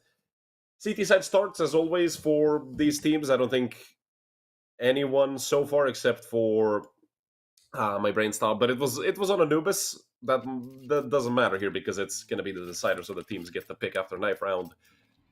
But most maps, except for Anubis, I'd say, end up with the CT side starts. And, well, it just seems that the teams prefer that. Astralis will be starting off on the CT side here, as we said, on their opponent's map pick. And look at this aggression into Banana. It can be punished. There's a lot of Turkish players down there. Zanto only able to get one. There's still a few players there. Darn Deli. Up close. He's actually going to go down to Kerr. Which means we're in a 3v2 now in the favor of Eternal Fire Academy. But they are being sort of pinched. Oh, but Suma, with that dink sending him back, that's going to give the Turkish team some extra space, and also Tzizix is probably going to get an easy kill right there. Which means Suma, being completely alone, he's going to stay on the A-bomb site. Not for long. He immediately makes his rotation through CT. Although with the bomb already getting there, he is going to be late to stop it, and I do think he's just going to go and save, because there's no point in wasting the Kevlar he has. He did only get gushed, so he's going to have 100 armor. Perhaps Astralis in the next round are going to end up forcing. That is, if he survives, of course, because that cheap upgrade could mean a lot for the Danish talents. But Suma is going to walk straight into his death. Tsikane going to find that kill. A double kill for Katnix in round number 1 for Eternal Fire Academy. It was a bit of a fiesta over towards the Banana area. Both of these teams fighting for the same bit of real estate. And Eternal Fire came out on top. And we immediately have a technical pause. As if we weren't tired of waiting already. Here's a tech pause. Yes, Cubics did win today. They won 2-0 against Kono.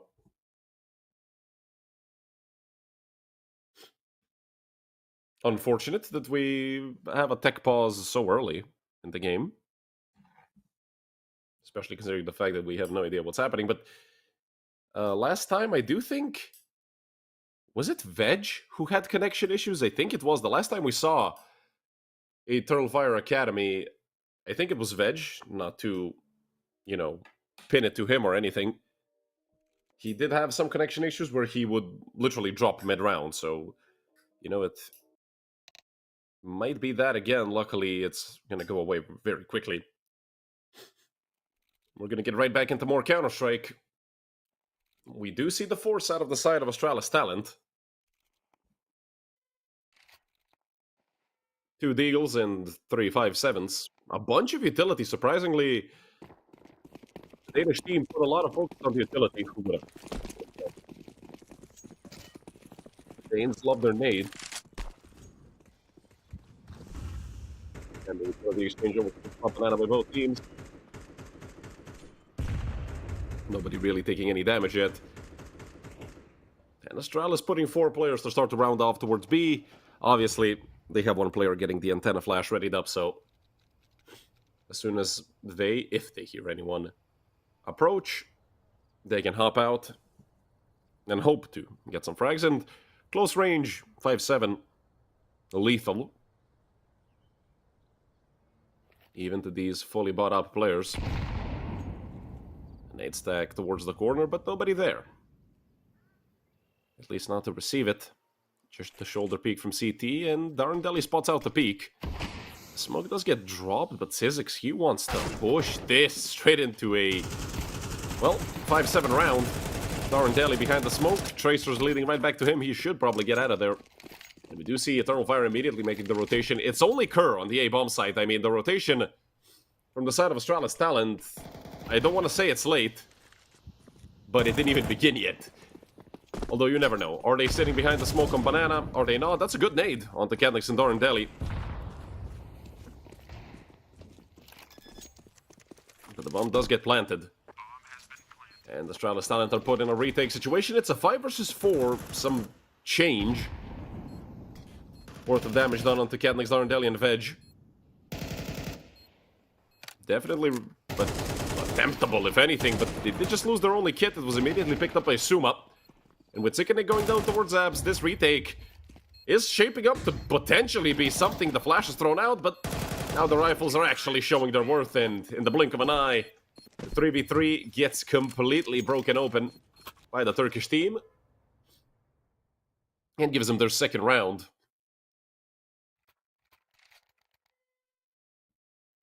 A very good job done by Eternal Fire Academy to keep that situation under control, and I'd love to see it. We're going to get some timeouts here early on.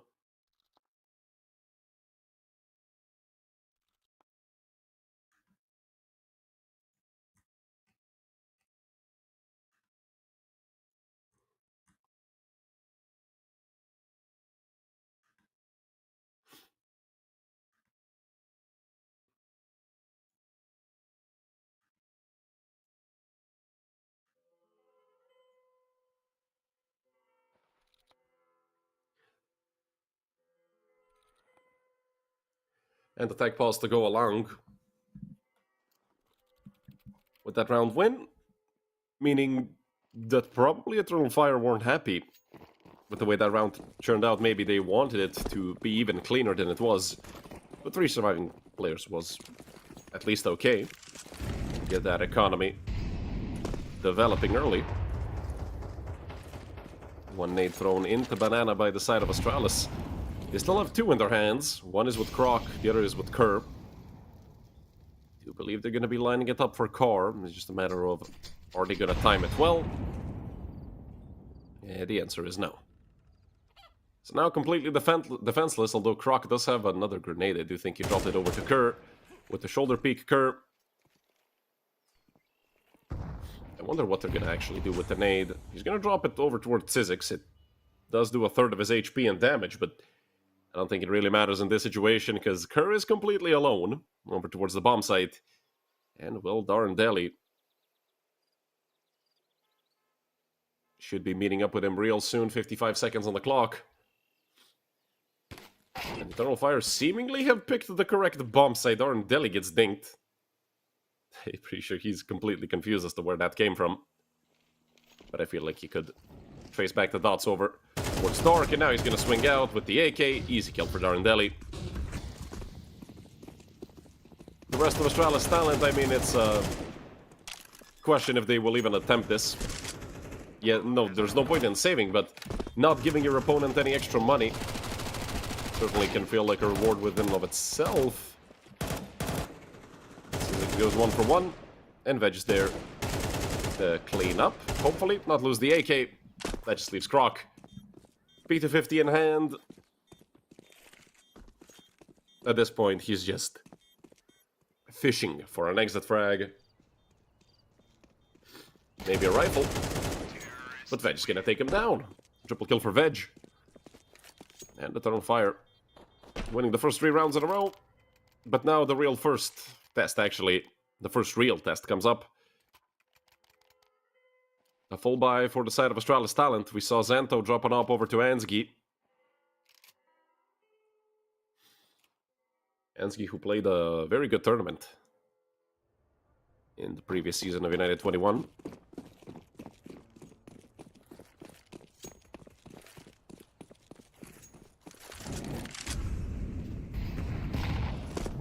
Once again, a utility exchange that results in almost no damage towards Banana.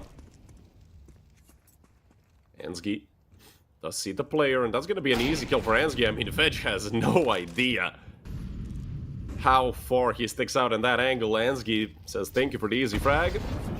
Especially with the fact that it's on the op of the Turkish team. Nade dropped, Darn Deli. Only taking about 25 damage. There's another one, but it's completely missed. They do want to peek. Croc looking for the jumping shot. I'm not sure if that's actually ever going to connect with the M4. Croc is left on 19 HP. In the meantime, Xanto went down to Tsikkanik. Which does make this round a bit more interesting. Especially with the control that Tsikkanik took. Ansgi is pushed back deep into long, and he wants to fight. The flash blinds him off the angle. But nobody peeks with it.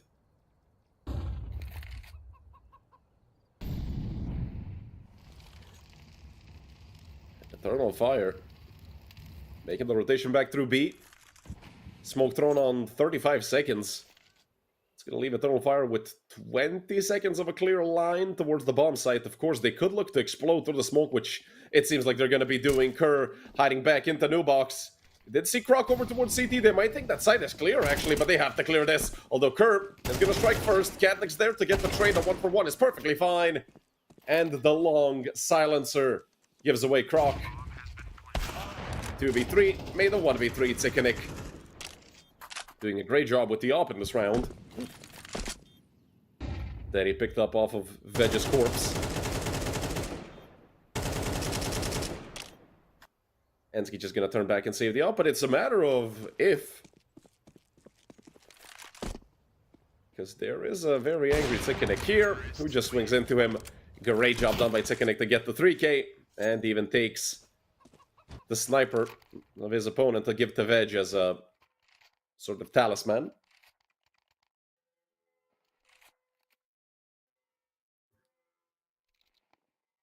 It's like when the predator takes the head of its opponent, or its prey, I'm not sure. Nah, of its opponent, for sure. And with that round, the Astralis Talent are put back onto a half-buy. The Danish team coming here as the champions, looking to make it maybe 2 in a row, are struggling in these first few rounds up against Eternal Fire Academy. Utility dumped on both sides, but once again, not that much damage. It's only Croc who took 25, and he's on a pistol.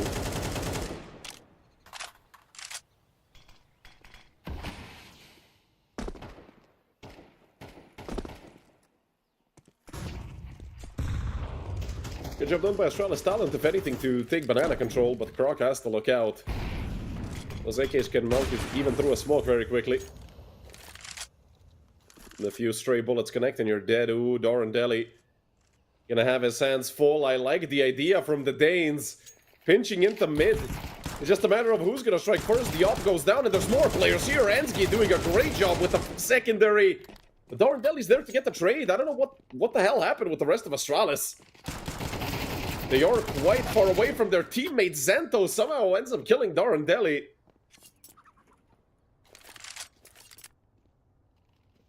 And with the Fiesta coming to a halt, it's Kerr and Croc up against Cadlix and Tsikkanik. And with one of them being over towards Grave, Croc, he has an AK. Now that they know where he is, he might as well reload it, but it doesn't matter against Tsikkanik's aim. That leaves Kerr in the 1v1. Cadlix is a sneeze away from death. And Kerr has to know it. He was dinked towards Apps. I'm not sure if he saw his head. That is an angle that if you focus on, you can see the opponent's head now. He knows for sure, and what a tap away by Kerr. 2 kills for Kerr, and what a way for Astralis Talent to win their first round. Hell on earth unleashed between mid and second mid. But they did eventually get the frags they needed to. Astralis talent. I mean, out of all the rounds they win, that they played so far, that's the one they win. Although, it was very well timed with the push. I'm just surprised that more players weren't there sooner. Because it felt like Ansgi was left out to dry just a little bit by his teammates. Suma carrying nades over towards the B-bomb site. That's going to be fun for anybody on the T side if they do decide to try and fight through Banana. But that will not be the case. Both of these teams showing a lot of respect to each other when it comes to the utility usage. It's not even that they're utility dumping, is that the first few nades really don't connect, and then afterwards we can see Astralis talent sending Croc on a mission to take Banana, but this is going to be a quick hit towards the A-bomb site within the first minute. All 5 members of Eternal Fire are already grouped up, either towards top mid or towards abs, but it's actually Ansgi the strike first. They're drawing first blood. He's given away his positions. They're going to try to hunt him. His position is still strong. Not when he gets flashed off the angle. Croc, phenomenal timing to actually get there in time and save his team, and Ansgi is a dead man. Anytime now. Ken's going to be the one to take him down. It's a 4v3. Damali thrown in defense, and Kadnix just missed his opportunity. And they have to fall back. Tsikanik in abs, but there's 3 players over towards the site. Or rather, 2 towards the site, and 1 in the pit. And, well, the pit player goes down, but Suma and Croc alongside Suma once again pick up 2 double kills for Astralis talent. And their second round, this one looked a lot better than the previous few. But Eternal Fire did sort of throw caution to the wind. And just kind of go in there without much thought behind it. And he did get punished quickly, so I guess they're probably going to learn quickly. It's a force buy for the Turkish team, and if Astralis win this round, they're going to get themselves a ticket to a free round win in the next. But first, they have to stop Darren Deli, who picks up 2. Kerr now it's ready for the late peek through the Molotov. And that just sends the remaining 3 Danes into a save. There's no chance for them to attempt anything here. Maybe Ansgi could get a kill over towards construction, but he gets smoked off. And there's also a lurk in abs. Tsikanik, once again, the ruler of apartments. Smoke will get blown open. Or not.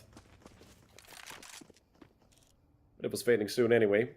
Ansgi just gonna fall back now at Tsikanik to activate, and well, Xanto gonna take the easy kill.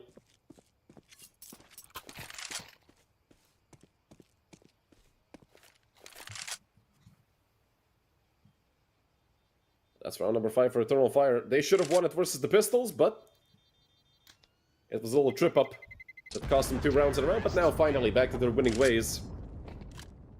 And with 4 living members, although Veg has a Mac 10, but he does also have a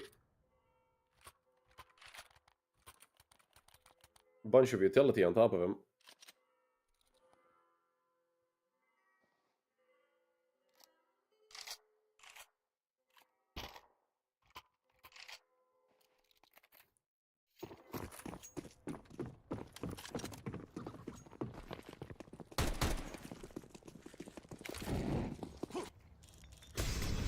Ansgi.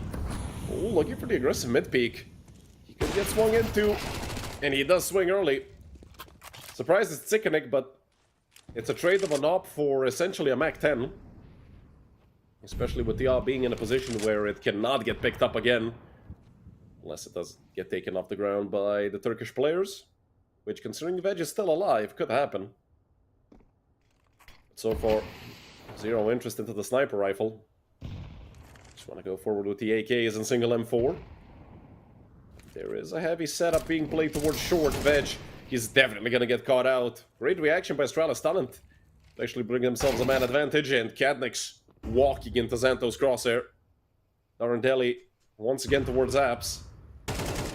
And he's immediately taken down by Suma. Even just Tzizix. Gonna give his position away, but actually gonna find Croc through the smoke. And considering the fact that he has the bomb, this 1v4 turned 1v3 might actually have something in store for us. Tzizix He'd more than double his kills. He had 2 at the beginning of this round. He needs 3 more. Peeks back into Banana. What a one-tap from Zizix. 2 players still in front of him. He tries again, but for the style points, he gets a face full of 5.56. And round number 3 on the board for Astralis Talent. They are going to leave themselves with enough time to actually get over to the op. That was dropped on mid. Suma going to defuse the bomb. They're going to get the op. And officially the 3rd round on the board for the Danish team.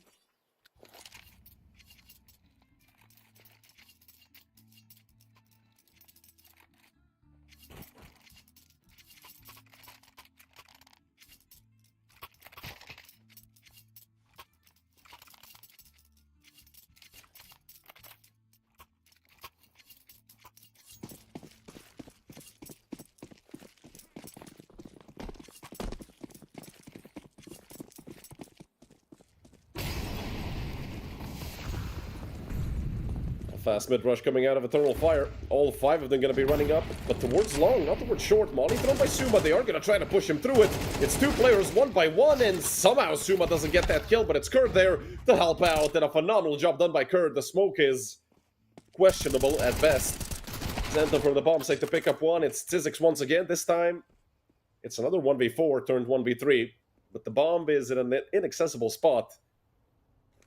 Zizix has to fight the entire, well, what remains of the Danish roster at once. That's a triple kill for Kerr. And round number 4 for Astralis Talent.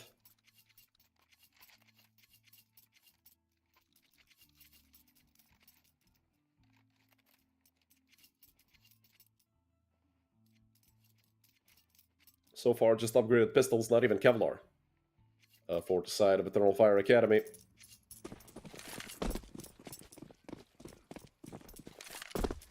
And the default setup for Astralis.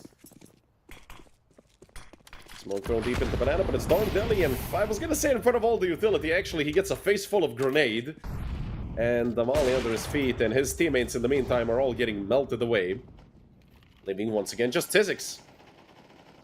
In an even less likely clutch. 1v5, no Kevlar, Tech 9 in hand.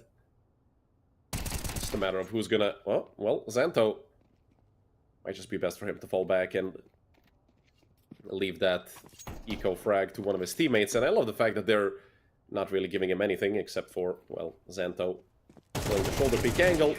Proc swings, and it's actually going to be Suma to pick up the double kill. And round number 5 for Astralis Talent. The good start of Eternal Fire Academy. Completely erased by the Danish team.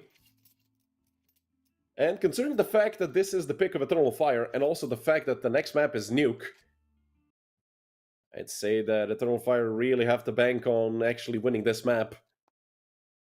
Otherwise, they're going to be in a lot of trouble. We might potentially see another 2-0.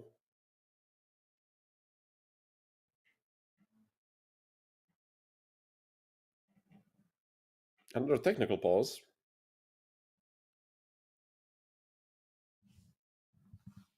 Although, considering the fact that it is online Counter-Strike, I mean, hell, it might even be server lags.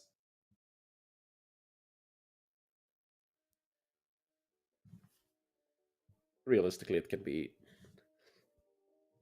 an assessment of random things.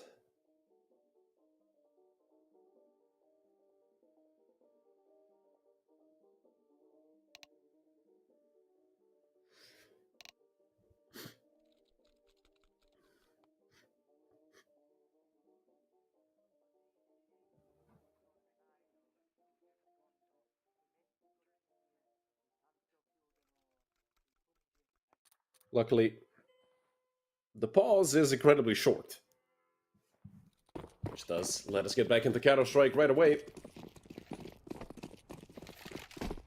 With a full buy for both teams, although Eternal Fire are lacking a little bit in the form of utility.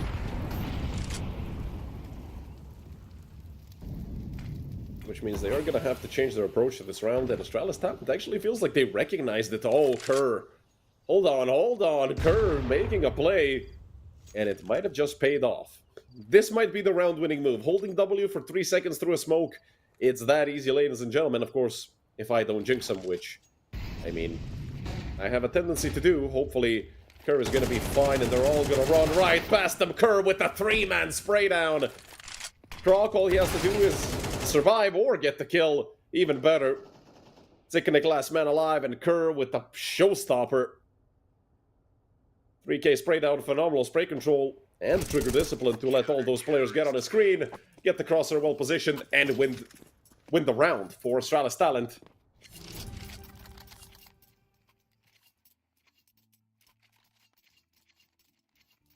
A 6-5 lead for the Danes.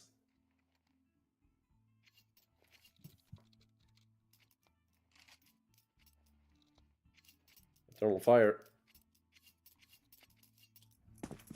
Looking unrecognizable towards the end of the half, as opposed to, well, the good beginning they had. Starting essentially 4-0. And afterwards winning 1 out of 7 rounds. And in the meantime, while I'm talking about that, Croc is killed with the Incendiary. Luckily, Darren Deli does get the trade. So if anything, it's a 4v4. Croc is also tagged up, so is Darren Deli.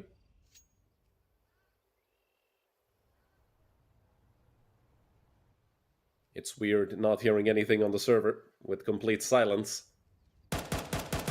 Just the birds chirping, although Amali there to break it and to actually take another 20 HP or so off of Darren Deli. But a spam through the smoke nearly gets Croc killed. And a very good nade as an answer. Just a damage exchange between both teams. I'd say they're relatively even, because Croc is going to be dead incredibly quickly in a gunfight.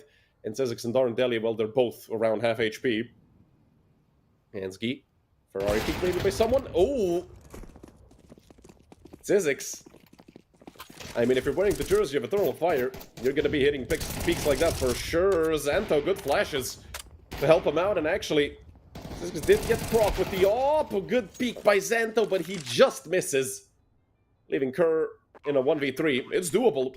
All 3 of these players are tagged up, and, well, when he's hitting headshots, their HP really doesn't matter. He found the first, now it's a matter of how long will it take him to get out of the smoke. He has a kit, he can wait a little bit, but he has a flash and a Molotov, and I'm certain that waiting, well, it might be futile in the end. Zizix gonna take him down, another multi-kill for him, a triple. And round number 6 for Eternal Fire, if anything, to close out the half on a high note. Or rather, a high point by winning their 6th, making it 6-6. And evening out the score, of course, of Astralis Talent, but it does feel like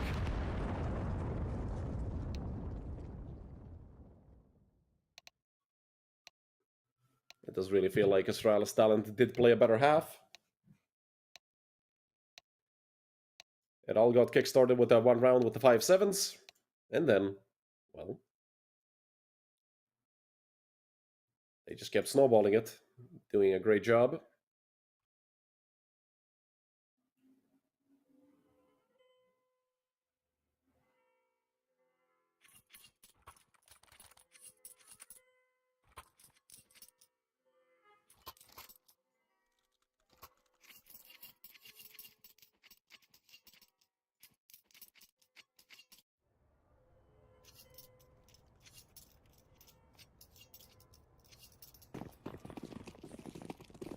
Two pairs of dual Berettas and a single flash for the side of Eternal Fire Academy.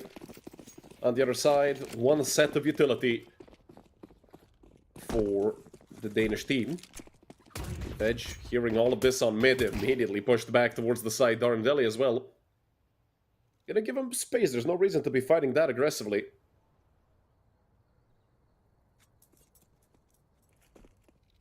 And with that, Astralis Talents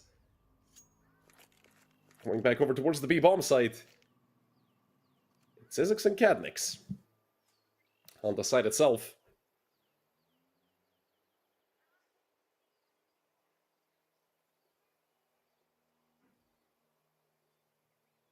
Just a bit of shoulder peeking. I do like the idea they have. Kerr and Sumo over towards the A-bomb site. Help Kerr get covered to try and go into long and split over into the B-bomb site, but Darren Deli stops it in its tracks Now it's time to see what this offense can do towards the B bomb site. Flash gets thrown and they're all full blind, but so is Katnix. He couldn't really give any help to Tzizix, who is getting tagged up, and Zento deletes one of the two players with the dual Berettas. Katnix couldn't fire a single bullet. Tzizix still fighting, finding... Oh, that was actually Darndelli to help him out, but that sure seemed like he found three. Now it's Croc to just get taken down. What a round by Tzizix and Darndelli. 4 kills between the two of them, 2 apiece. And it is Eternal Fire Academy to win the first round of the second half. Getting that pistol round under their belt, but it still is not something that puts them fully in the clear.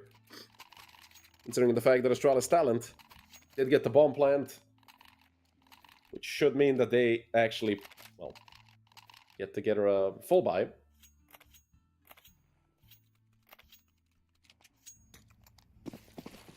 Although it's not looking great, a Tech 9 2 max and a pair of Galils for Kerr and Ansgi. Weak utility. Although 3 M4s on the side of Eternal Fire, their utility is also not looking the best, but it's a bit better.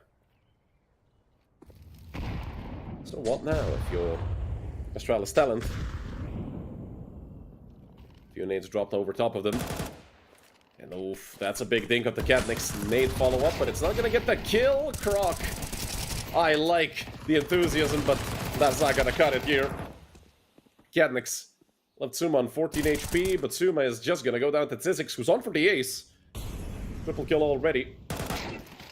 And, well, it's gonna be Darndelli through the smoke. The takedown Kerr. The bomb, if I'm not mistaken, is actually in ramp. Which just means Zento is gonna run over to it. Not much that he can really do. Look at how cautious Tsikanik is. Meanwhile, Zento, knife out, running through mid. He might even get the bomb down, which is going to be a victory. Small victory for Astralis Talent. And you know, just towards the bomb side, Tsikanik spots him. Easy frag, but if anything, they got the bomb down, so their full buy is going to look that much better when they do actually get to it. Because, well... either that, or they can actually upgrade pistols in this round with 2400 loss bonus, plus the extra money from planting the bomb. We're definitely going to see a deagle or two.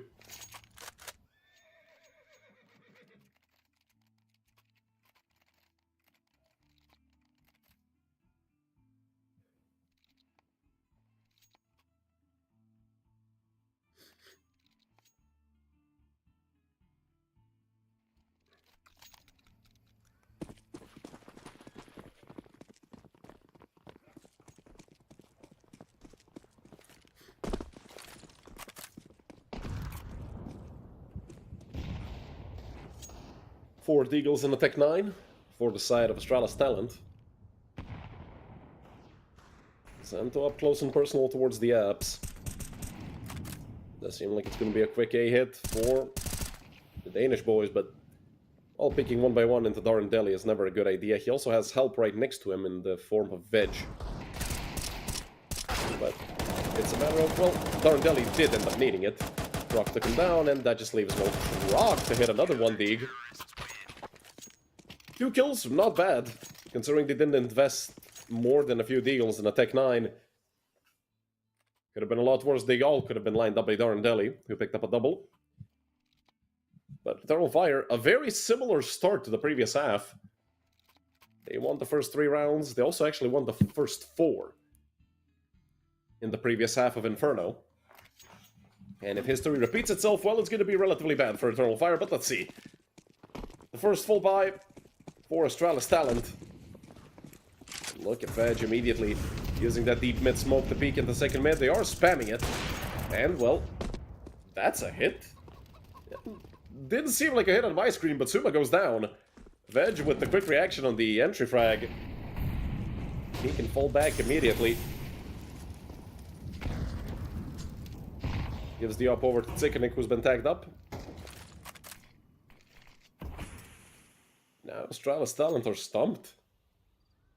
They've been cut off from B with that smoke. There's a smoke on top mid. They lost the player, couldn't get the trade. So what could Astralis Talent actually do? help maybe patch this round up, give themselves a chance. Hitting A might not be the best call at this point in time.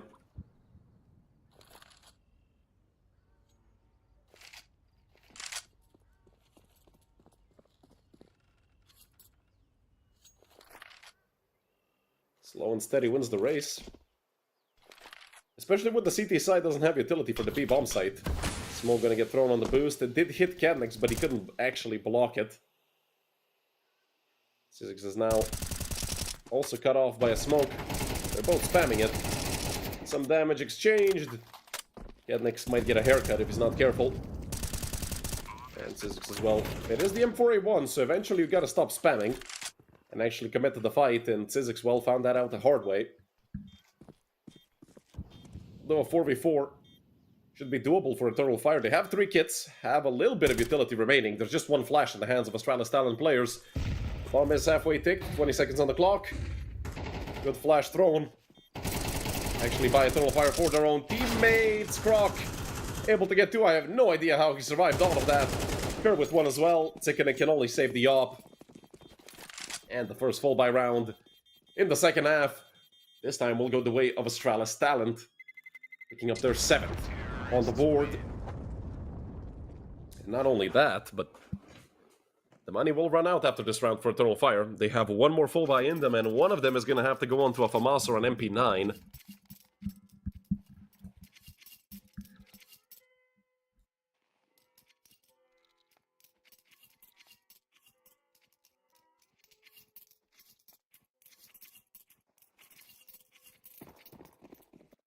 Yeah, an MP9 for Tikkanen, who dropped the op over to Veg. Veg, he's had a bit of a rough game, 7-11.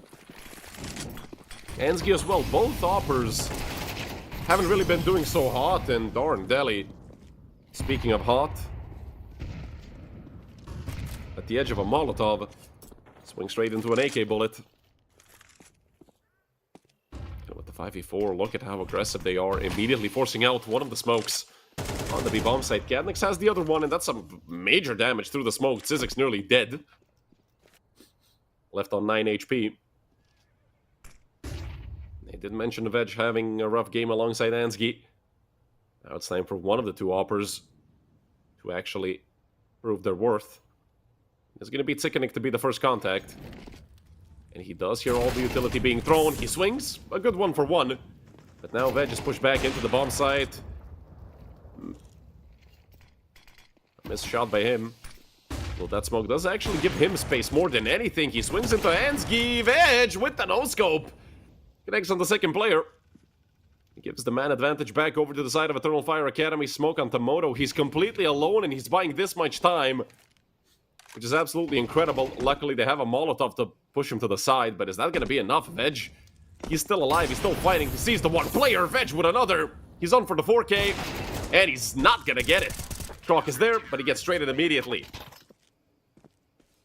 And what a job was that by Veg. I just mentioned it, and well, he heard me. Who's not having a good game? A triple kill for Veg. Round number 10 for Eternal Fire Academy. And that was a very important round for them to win. Not just as a morale booster because of the good play, but also due to the fact that they would have been completely reset if they lost round number 17. And now it's Astralis talent. We're up against it. There's a Galil in there. There's a Mac 10. Utility's still looking okay.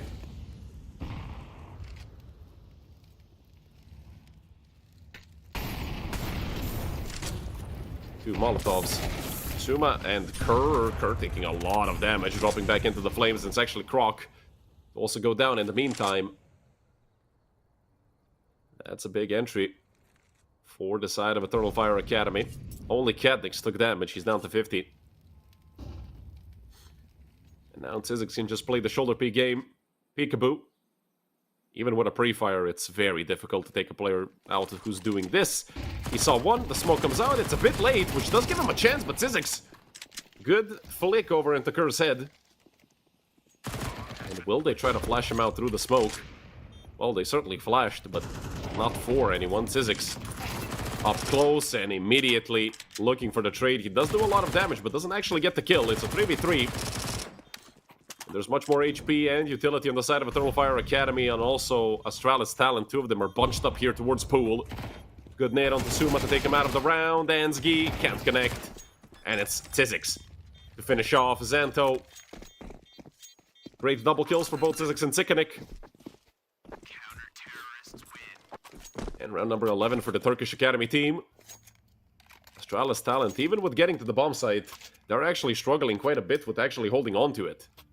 There's their first tactical pause. Although I feel as if it's a bit late.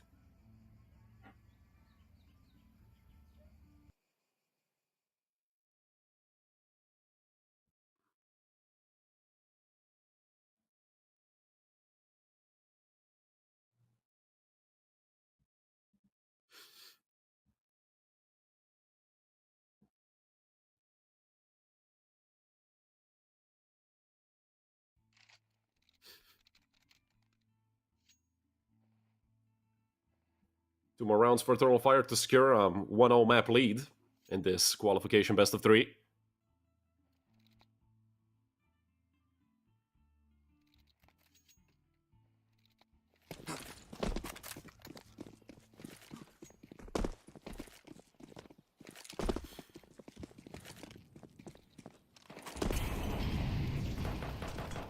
Early utility from Astralis. They don't have that much of it.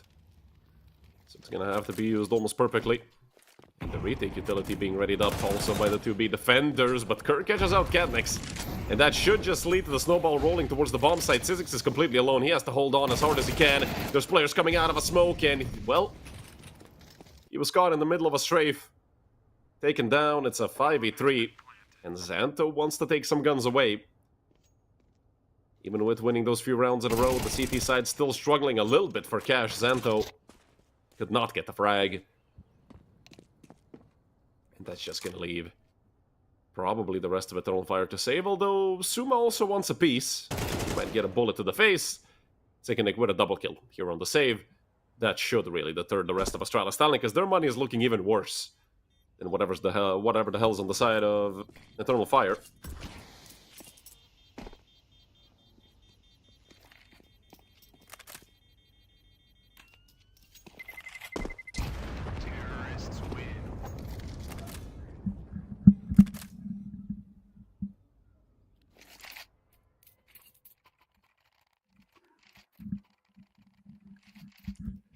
And the tech pause used by Eternal Fire Academy.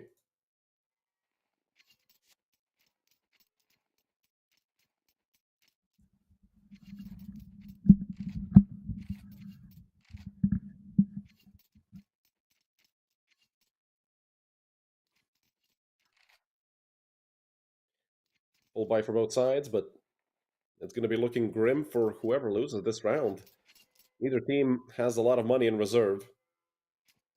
2,600 for Croc, 3,500 for Tzizix on the other side, but between the two of them, that's most of the money either team has.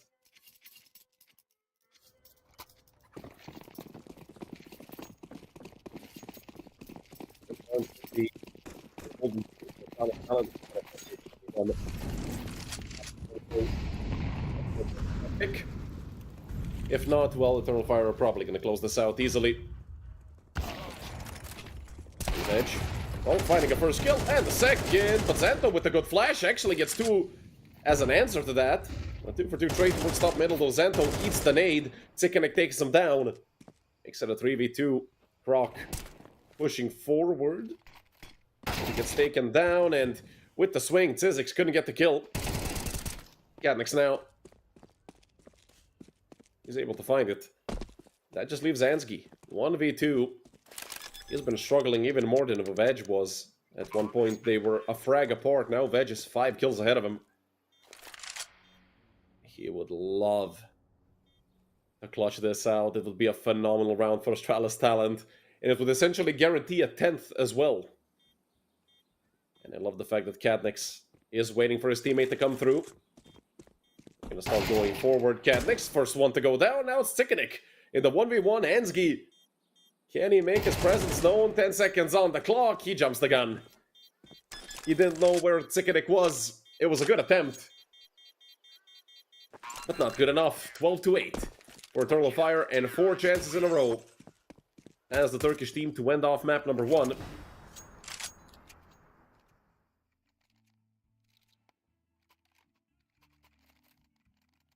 And take a commanding 1-0 lead.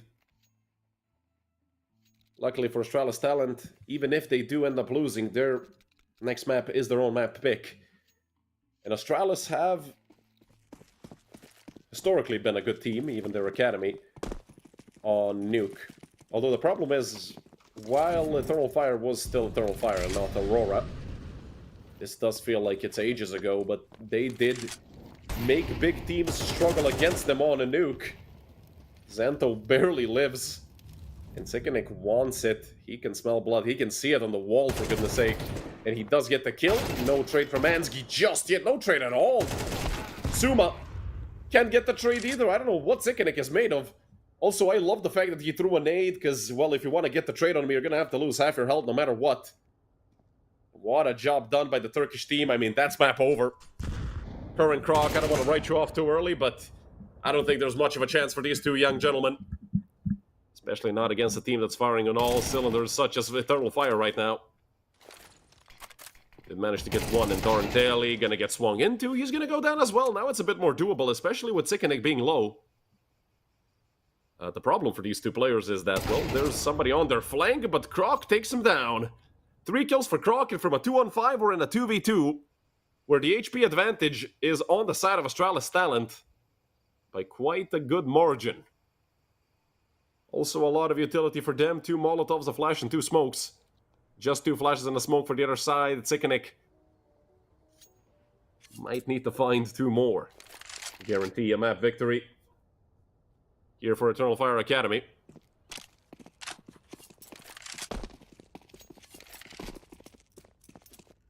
They're both going to be running over to B. There's not a lot of time, only 10 seconds. All Zyzzyx has to do is be ready to peek at the nick of time. He finds the first and the second. Great job done by Zyzzyx. It looked close for a moment, but it's 13-8. And a phenomenal victory for Eternal Fire Academy. Well, it looked close. For a moment, it looked like Astralis Talents would actually turn it all the way back around and take the map pick away from Eternal Fire Academy, but at the end, the Turkish team showed why they are so good and so feared. It's a 1-0 lead for them, but next map is Nuke. In about 10 to 15 minutes, we're going to be back to see if Astralis can take us to a decider.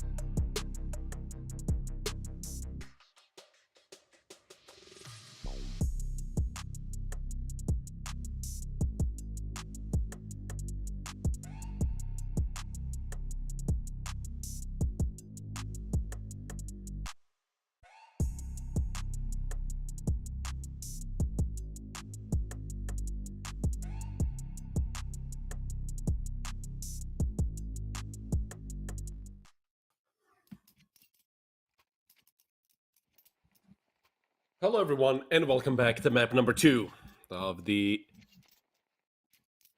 qualification for the playoffs duel between Eternal Fire Academy and Astralis Talent. It's Astralis on the T side, as this is their own map pick, so obviously Eternal Fire get to pick the side. And the two-man setup towards ramp, dual Berettas in the hands of Veg. If Astralis do want to run through, this is going to be very heavy.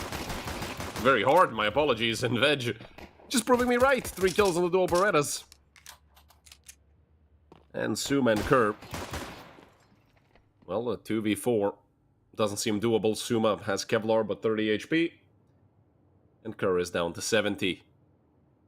Both of them will try to go over to the A bomb site, which is being given to them. I mean, they don't have the bomb. And as you can see on the radar, all 4 members of Eternal Fire Academy are on ramp. And this is almost an impossible situation for Kerr and Suma. Now just Suma. Maybe a kill? No. Zizix takes him down. A triple kill for Veg. A strong setup towards ramp. Helps Eternal Fire win their first round here on Nuke. Although I do see Ansgi already bought up. Are they actually going to force? Second round T-side force without winning pistol. Okay, so this has to be a hit towards A, right? I don't think you go ramp in a situation like this, right? You, with all this utility, do even a smoke wall towards outside and then execute A. That could also be a good idea, but no. It's gonna be straight up utility on A with the push through, Hot coming out, and it's a one-man advantage right now for Astralis, but Zikanik there to, well, get a 1-for-1. That's not enough. Veg needs to step up.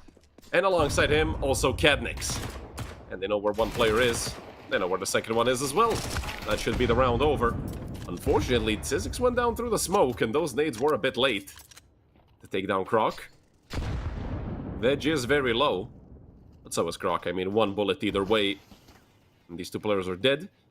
Cadnix just gonna chill.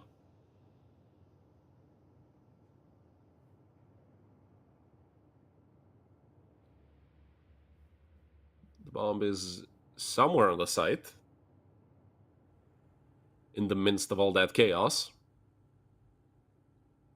And Veg is doing a brave, although might be a bit of a stupid thing to actually push with such low HP and an M4. Luckily, I mean, it's an unexpected push, so Croc is dead, but if he turned around, that could have been an M4 given over. And that would have been an actual chance for him to win against Cadnix. But a 2-0 lead nonetheless for Eternal Fire Academy. It was a bit rough, but it was against the force. You know, losing 3 players is fine.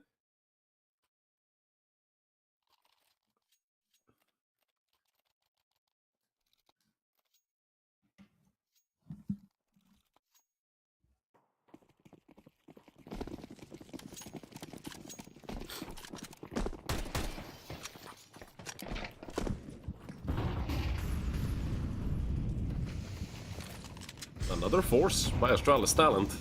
They feel like they can reset Eternal Fire Academy, which I can respect it, but if they lose another round, well, it's going to be very horrible for their economy and the scoreline as well. Of course, if they can actually get the reset. Those are all great calls. It's a 1-for-1 in total, but Kerr is a sneeze away from death.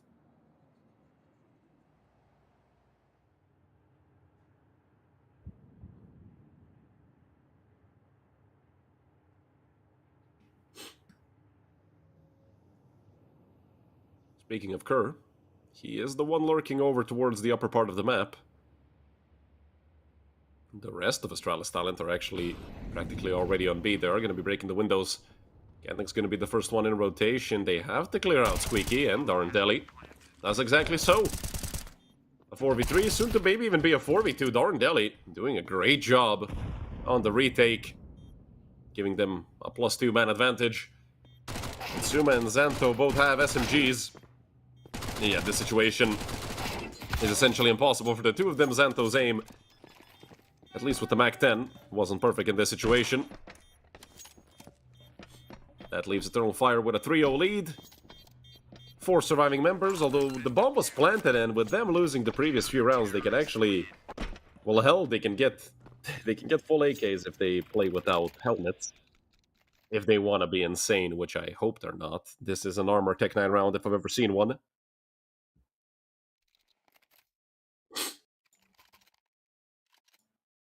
And an actual tech pause by the side of Eternal Fire, interesting.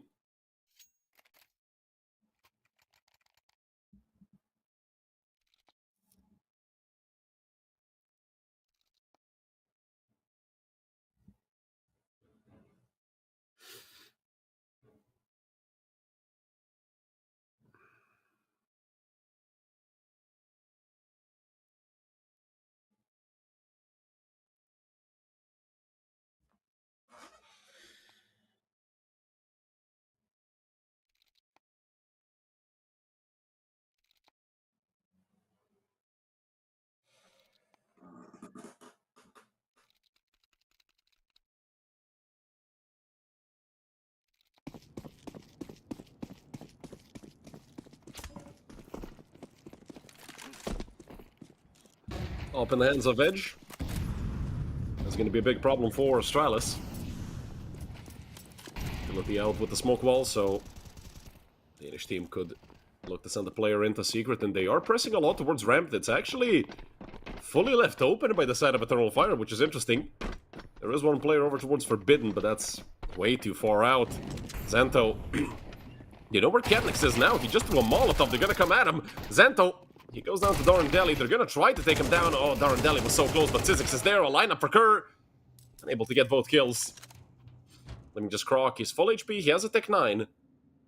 It's a decent weapon, especially at this range. This situation is definitely doable for him, and now they know where he is. Veg being chased down. He goes down. But Sickening there for the trade, although a lot of economic damage. Once again, Eternal Fire, they lost 4 players to the Pistols.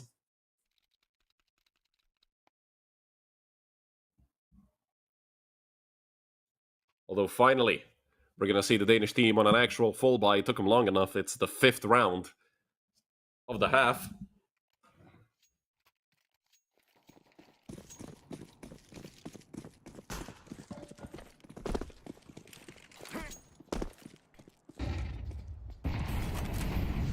A good map start for Veg this time, a 6-1 scoreline, as opposed to the previous map where him and Ansgi had a very tough time. Physics. There are men down, and well, a straight up or straight down aim duel is difficult to spray in because your hand is positioned weird. And with Suma finding that kill, I mean, that's a 4v1. Gadnik went 1 for 1. That's not nearly enough to help out Sickening. He needs to more than double his kills if he wants to clutch up in this round. Luckily, you know, you wouldn't expect the player to be sitting over on default on a bomb site, although if you ask Suma... Oh no. Oh no, Suma. Oh, Sickening is playing the trigger discipline. Hold on. He kills the bomb in lobby, right? And he can get a multi-kill, although I do think Suma is right next to him. No, Suma is in front of the hut. They're full clearing it. They have no idea where he is. He has such a good timing, although he wasn't ready for Suma either, so there's 2 sides to every coin. That's unfortunate. To have a player go down like that, unfortunate for Xanto, who lost his rifle. But he's going to be able to buy it back, or just get dropped by Suma. I mean, he is the one that didn't full clear sight, or technically cleared it, but his timing was a bit off. Luckily, they didn't lose too much. They still had 3 surviving players, so that's fine for their economy.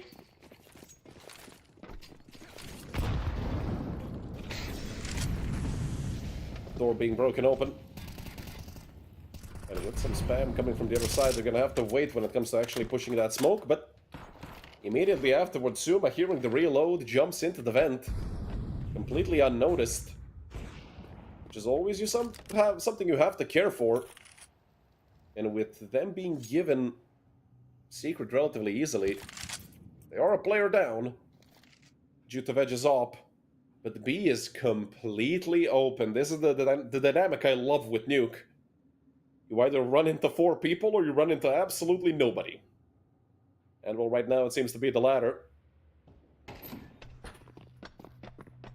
And yeah, I think they're going to be as surprised as I am that that site is completely open. Suma in the vent waiting. There should be a little bit of a bait on the ladder where somebody goes up and down to see if anybody is here. This is a very strong angle, and the rotation through vent is short, but it's also deadly. Darn can pre-fire that angle perfectly, and he has a couple angles to choose from. When it comes to dropping down in the vent, he did manage to dink Croc, but it's Croc and Ansgi pick up 2 kills in total and force the rest of Eternal Fire, I'd say, 100% into a save. They are cutting off both Secret and Ramp, so they could look to get some exits and damage the economy of Astralis Talon. Zizix and Sikanik, a 2-for-1 so far. Sikanik, he is going to stick around up close and personal with the MP9. There's going to be a lot of damage coming from that bomb. He swings out, and he actually gets the kill. Gets shot in the back by Ansgi. That's a lot of damage done to the economy of the Danish team. Although luckily for them, it is only an op in the hands of Eternal Fire players, but it is with Veg. And the Veg has upped his form coming into map number 2 as opposed to the first map. But even then, he had a, I'd say, map-turning moment. Astralis Talent, well, they want to send out Xanto quickly onto the bomb site, who immediately gets shut down. Croc in the middle of nowhere, spray transfer, doesn't connect, a lot of frags going both ways.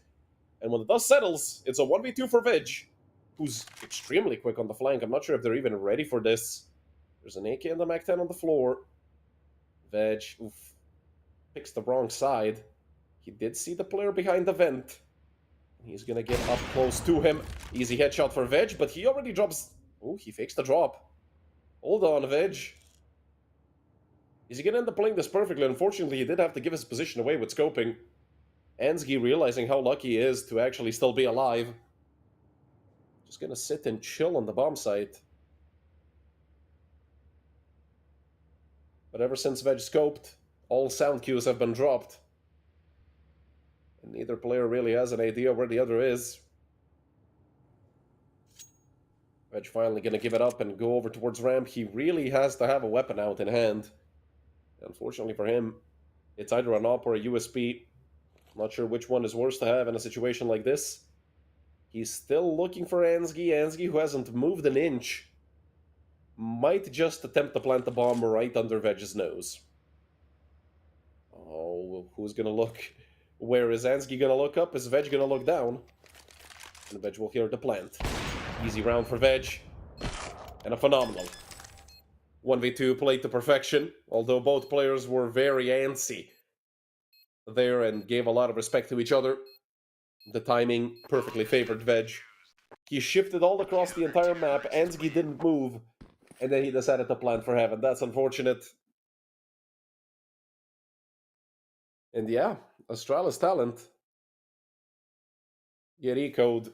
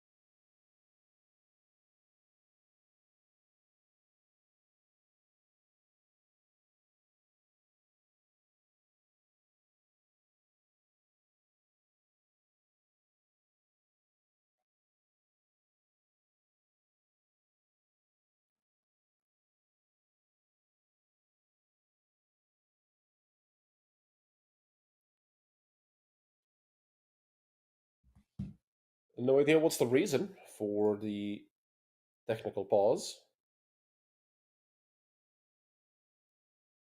I'll give you guys any info once I get it, if I get it. But with some chat messages being exchanged, I mean, looking at the scoreboard, or rather the HUD, you can obviously tell that it's well, I was going to say it's probably Croc because he didn't buy anything. He might have crashed. We should be seeing the round start anytime soon. And yeah, there it is. Once again, to get reminded, the round MVP, Veg, did a great job in that 1v2 clutch.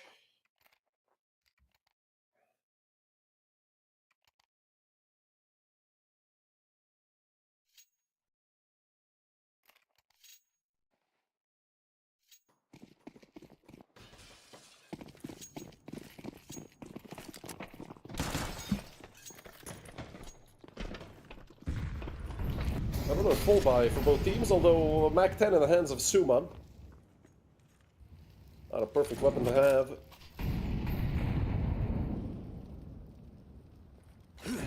It's getting dropped both ways, and now the utility comes out for the A execute. Astralis talent, they're going to be exploding on the side, but they're actually walking through outside. Nobody even went out, so that might not be as convincing as they might think it is.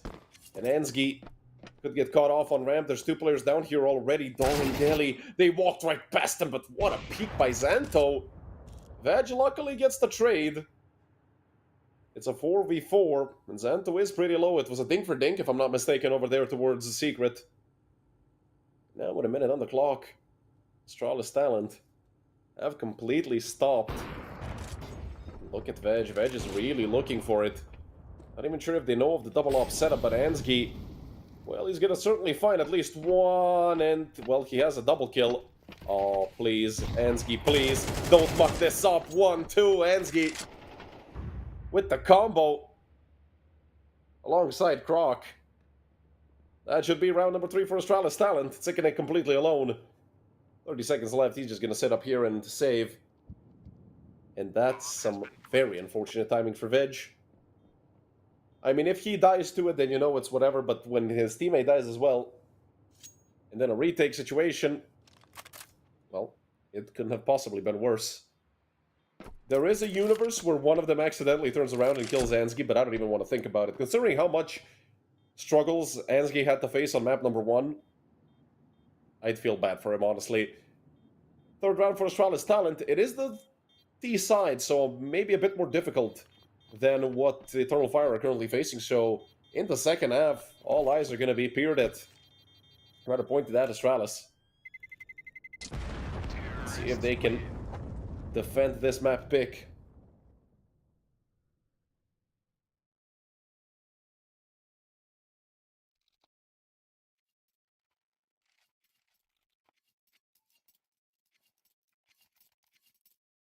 What do I think about the match? I'm surprised Inferno wasn't closer. Is that crazy to say? I didn't get the map stats I usually get, because that's they do that in the playoffs, because I'm too lazy to get it myself, and then I just use HLTV matches. But I mean, we have the reigning champions versus Eternal Fire Academy, who are phenomenal aimers. Some of the rawest, best aim we've seen came from the Turkish players here. And on the other hand, I mean, Astralis talent, what, 10, 15 days ago, won the previous season of United21. And looking at this, I mean, I did say they for sure came back for another title, but they have to get through Eternal Fire first. Obviously, this isn't an elimination match. Neither team will be going home if they lose here. This is just a chance to go to the playoffs with a 2-0 score. It's for the seeding and, you know, whatnot.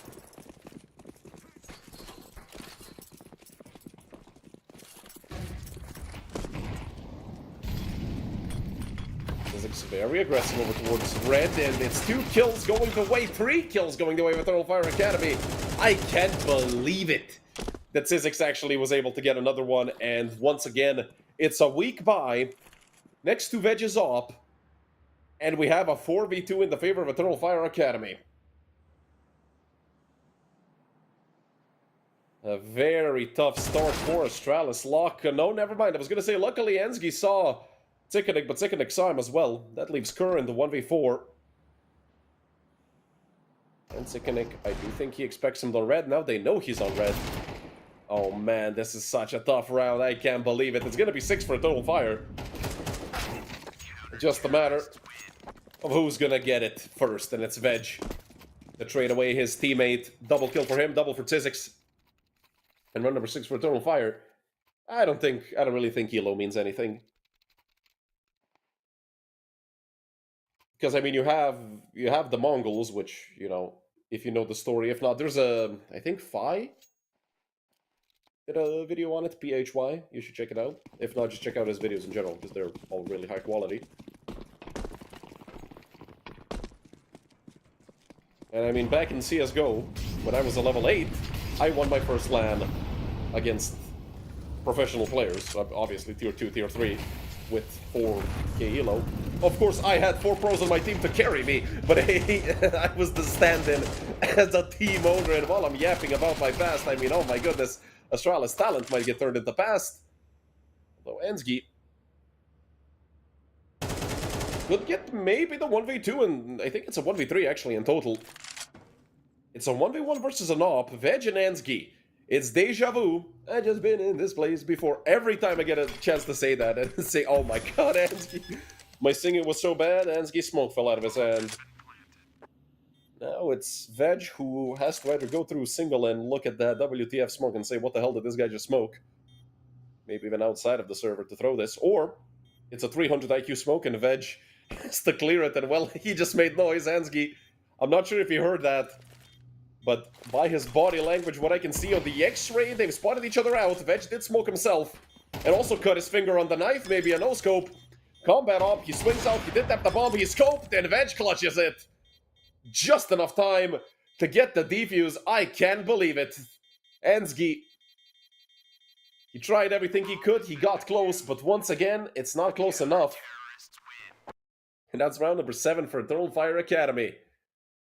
Although a massive hit to their economy, but considering the fact that this half is coming to an end, Astralis talent have more than a good enough reason to buy up here, using attack pause to see what they can do.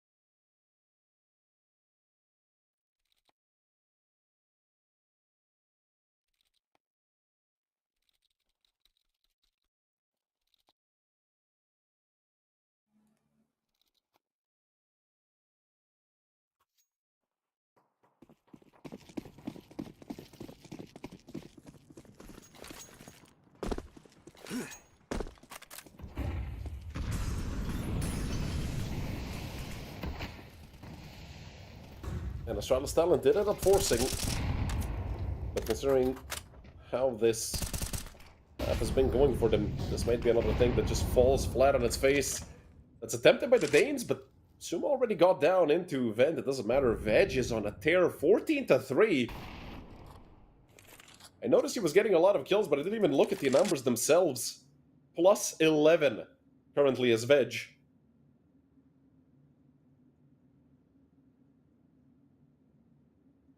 I think 910 actually had 2600 elo when they qualified to their first like big event. Because there's no chance he still has it, right? Also, Tzizik's gonna hit Suma in the head with a silencer.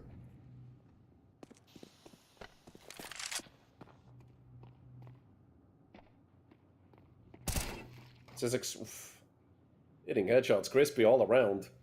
See if we can get his third against Ansgi. Khalil? Get out. Get out, Tzizix. What is that? 3 headshots, 2 double dinks.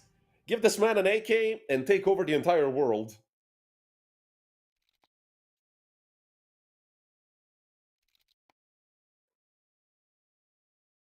What a round.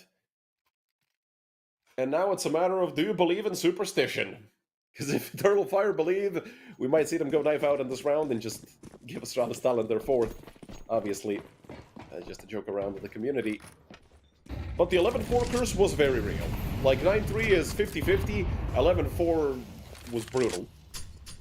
I can't believe I used to do like 4 best of 3s in a day with MR15. Veg with the first kill once again. There's a player literally on top of him. He legged. Oh my goodness. He nearly got the kill, and actually, a 3v3. Astralis talent, this is one of their best chances they've had. If it wasn't Ansgi in the clutch, now it has to be the 3 of them. Unfortunately, Xanto, he can hit his pinky somewhere along or trip down the stairs, fall, and die. Or rather, I should probably shut up and not give Valve ideas.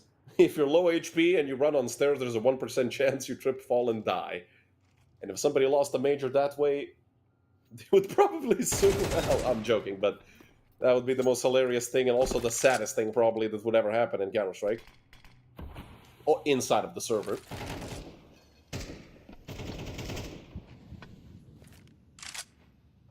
It's a 2v3, it's still doable. Ansgi and Croc. Oh, Darndelli. Well, he doesn't want to give him a chance. 2 easy headshots. A triple kill for Darndelli and a 9-3 score at the half.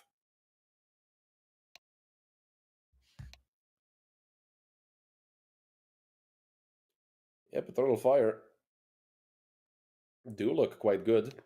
Veg, especially here on map number 2.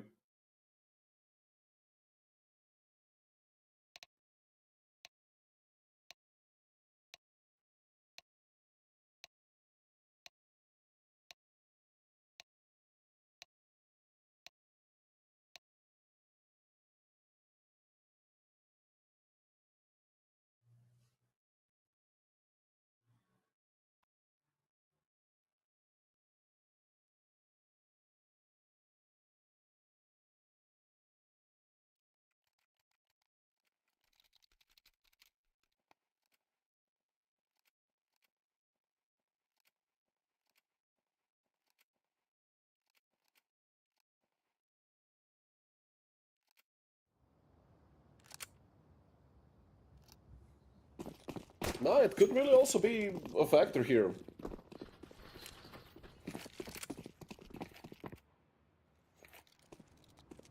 I used to play in a Danish stack, and the only 2 things I remember how to say are lang and skort. And that's it. And also how to swear, but I'm not gonna do it here on stream. And I got the nickname Duolingo because I was learning Danish on the fly. 4 people speaking Danish. And it is just me, who has no idea what they're saying. Croc and Suma, well, picking up 2 for 1. And the 2 for 1 special, Darndelli on the side, he gets another. I can't believe it once again. If it comes down to the wire, they're just hitting their shots. And now it's Xanto. Physics is, oh, is he doing this? He's a nasty... I want the Tickenik to go down just so I could see Tzizix actually pull off the cheese. Oh. Thank you, little dino, James Bob. No, Tzizix wasn't AFK. He had a, he had a Molotov. And that would have been such BM. Also, that's the dumbest thing ever if your opponent has a smoke kit. And it's doomed. But hey, at 9-3, you can experiment on the pistol round. Astralis talent. Have a deagle and that's it. Is that a... No, that's a P2K, right? My eyesight is bad. I don't want to wear glasses. So... it does look like a P2K to me. The P2K is a little more streamlined. And Xanto did get 1. Darndelli, come on, get the 3rd. Get in there, lad. And I mean, this is Eco Cobra. Demonic frags, a good nade into heaven. That's gonna blow Ansgi out of this round. And a 4K for Darndelli, who's about to join Veg towards the actual top of the team. 14 for him, 16 for Veg. Full buy for Astralis talent, and the last chance for you Danish guys in chat to have something to cheer for.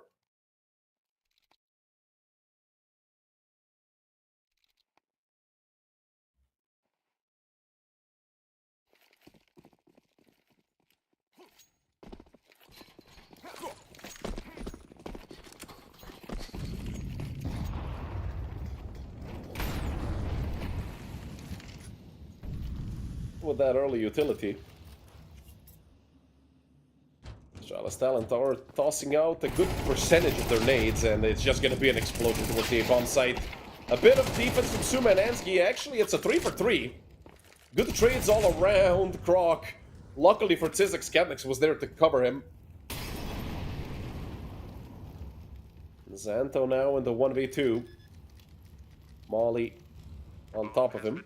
Fire has expired. Xanto swings and loses his head to Tzizix. A triple kill for Katniss this time. And it's 12-3, 9 match rounds in a row. Remember what I said oh, Astralis could, take us to a decider. It's Astralis, it's Danish team plus Astralis banner, nuke. Damn. That's all I can say. Eternal Fire, I mean, they played well on the first map, but I'm surprised by how much Astralis are getting stomped. I have one player in the double digits. You don't even need the scoreboard to show you. You can just look at the... You don't even need the HUD there. You can just see, the bottom fragger is Tsikkanik with 11. He'd be top fragging by a mile, except for Kerr on the side of Astralis talent. So, well, if anything, they're respecting my schedule, because I gotta go help my friend fix his car, because it's a piece of garbage Volkswagen. And Xanto, I was hoping to see a play while I was talking about VWs. Physics. Oh, hey, they have a 4v3. I don't think they've had a man advantage in the last 10 rounds. Let's go. Let's see if the Danish boys can pull this off. Catholics. Well, that's a deadly angle to peek into, and they should be dead. Finally, we see round number 4 for Astralis talent. Comeback is real. Let's go. 8 more in a row. Seems impossible, because it probably is.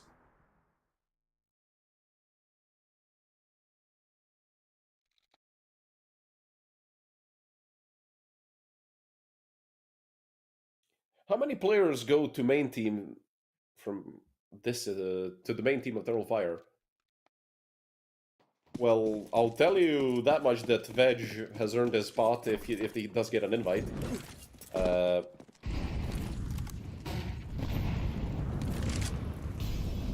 mean, I feel like this whole roster, though, unless they have somebody to, maybe Calyx or somebody. Like, you could take 4 people from this roster, give them Calyx to chill around with them, or have a Paz or something. Like, the older players, the former space soldiers, and have them actually mold these guys into tier 1 players.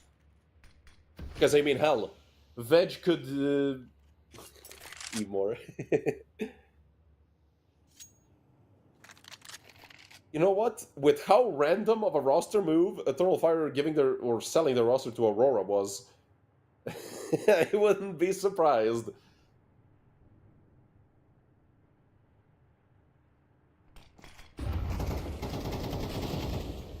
And a push towards ramp coming from Eternal Fire Academy. Does Xanto have enough? Finds the first and books it towards the B-bomb side. This is a tricky angle. Because if they see him, he's dead, yeah. Veg knows his angles. Gadmix is there to help out. Actually, he doesn't find a single kill. It's a double for Kerr. And it's Tsikkanik and Zyzix. He sees the player on the right. Gonna close the door in his face. That's not good etiquette. Tsikkanik running out of bullets. And he finally goes down. It's just Zyzix. In the 1v3. Getting beat from 2 different sides. And that's round number 5 for Astralis.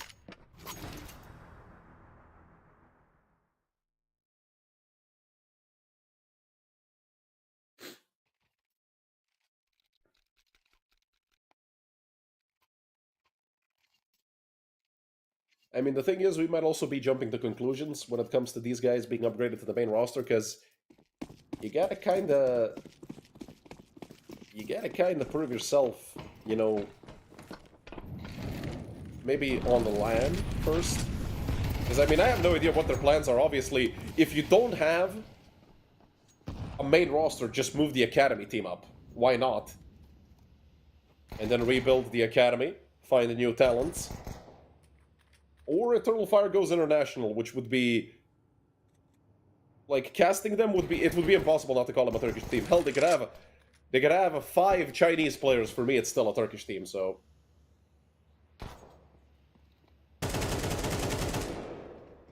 In the meantime, while we're yapping on about that, Kadnix... I don't know when he lost his life, but... It was early on in the round, so... With these pistols, they're just gonna be baiting each other. I mean, hell, Aurora went from full Russian roster to, hey, Eternal Fire. Do you need these players? Do you need this whole team? I have no idea how that came about. Like, I had insider info back in the day when, well, one of my former favorite teams, the Copenhagen Flames, when they got top 8 in a major, They were originally up for sale for 900k, then for 600, 450, 400. At one point, you could buy the entire roster of the Copenhagen Flames for 160,000 euros, and nobody wanted to buy them. Which, like, 4 years ago, 4 years ago, was insane to me. Meanwhile, these Danes are putting up a fight. That's their 6th round on the board. I don't know if we believe in the comeback. All the people who are gambling money that they can't afford to lose, it's fake comeback, it's fake comeback. The worst thing that happened, which league was it? I was doing something, it was sponsored by a betting parlor, right, by a casino. And at one point, a person in chat accused me of knowing the matches are fixed. And betting on them.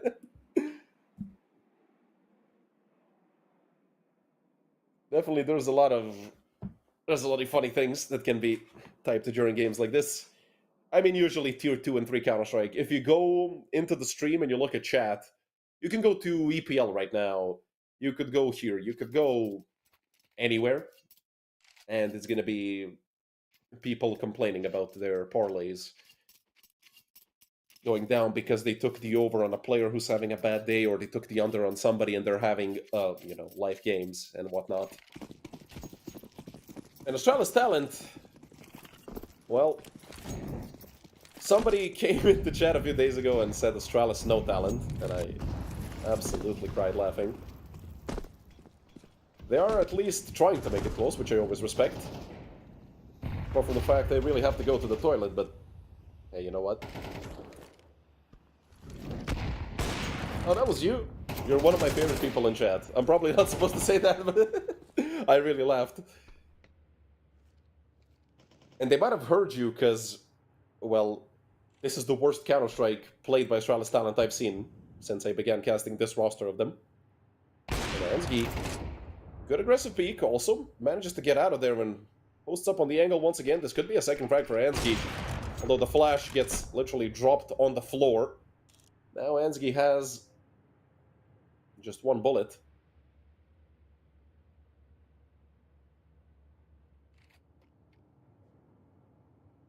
Still a 5v4 in the favor of Astralis talent.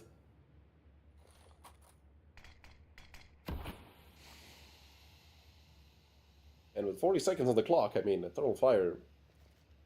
Yeah, it's nice that you guys are waiting and being patient, but you have a player on 6 HP with a scout, and the time is at less than 30 seconds left. You're gonna go out, and once again, great position for Suma and Kerr to shut him down completely. It's just Zyzzyx. Does pick up 2, needs 3 more. And if Zyzzyx gets an ace, at least they get to go to the toilet sooner, but yeah, Croc should slam him in the face. And not even give him the plant. 12-7. This is when you slowly begin to sweat and you know the pressure is starting to get to you.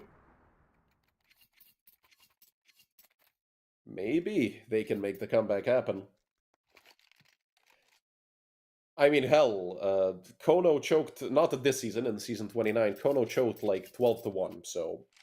I'm sorry to Kono, but I told him I'm gonna repeat that, at least for the next year. GG, we lost. Nah. Oh wait, they have Tech 9s. Yeah, it's GG. That pistol is not fair. And Eternal Fire are setting up a bare bones A execute.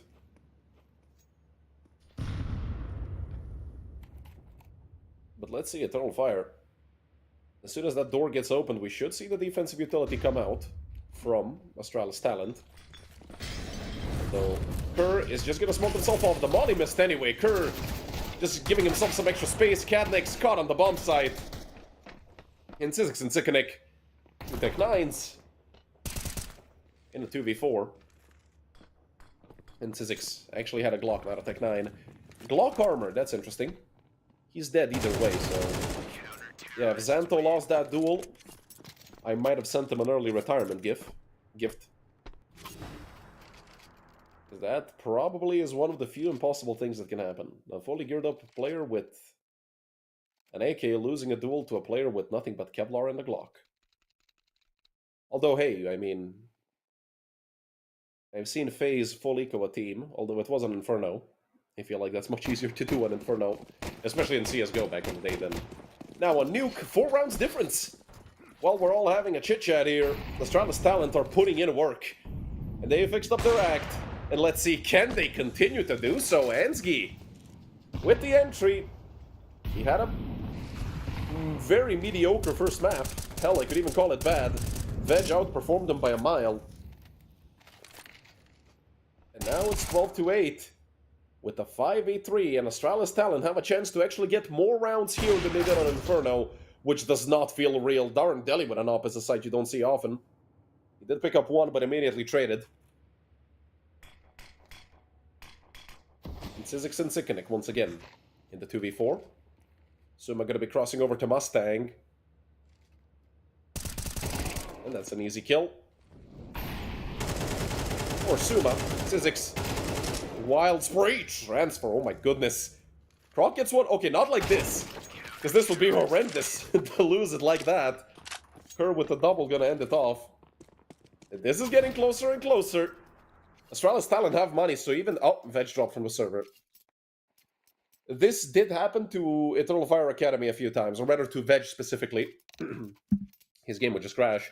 And I do think he actually started spending money, that he bought like some maybe utility or something, so it should be a reset round, although it didn't even begin. It was during freeze time.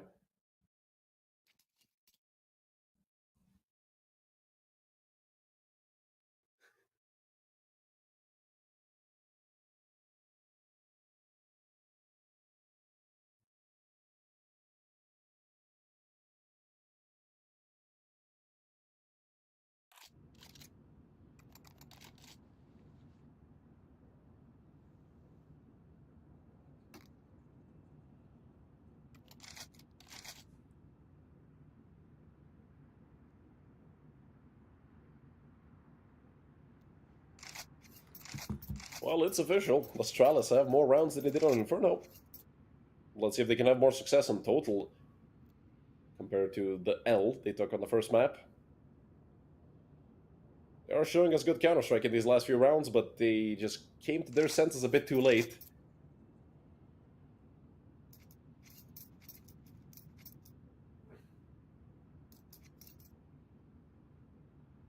Okay, luckily Veg is back on the server.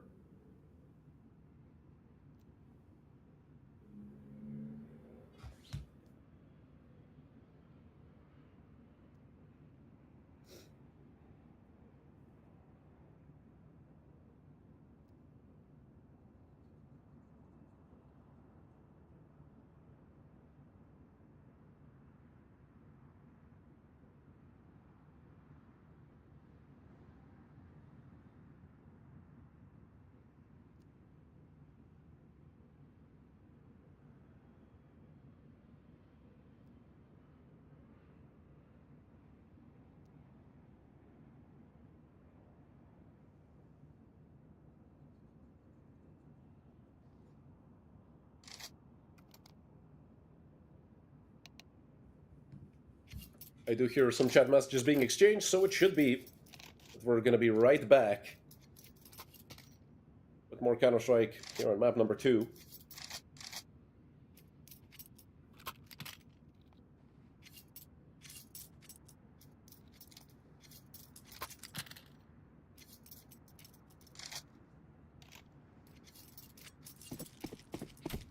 Eternal Fire Academy once again running out of cash. And on, I mean, is this a half buy? Is this a full buy? What is it? They have 3 rifles and 2 pistols. And Sikanik and Veg saving some extra money. Darn Deli. There's not a... He's very quick to get outside. I don't think they actually saw him cross. Which is the craziest part, because he went way before that smoke. Croc is making steps down here, so... That smoke should keep Darn Deli behind.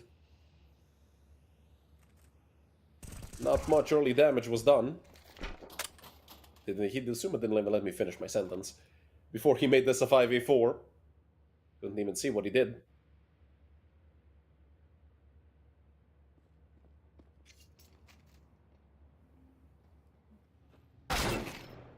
Oosh! What? Oh, it's been years since I've seen someone hit that shot. What?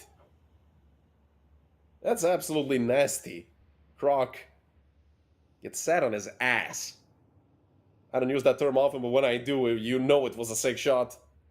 And now let's see, yeah, Darn Deli Peak. There's the new face of Eternal Fire main roster. Of course, first they have to not choke away like a 12 to like a million round lead, and well, it's a struggle. Now it's just Darn Deli, he burns in the molly. Knows there's a player in heaven.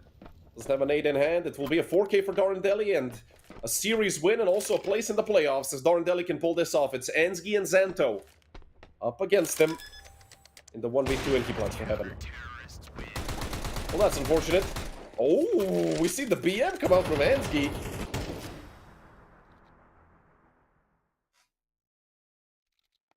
Now let's see if that's going to come back to bite them. Because, well, usually when teams BM, they lose the next round immediately.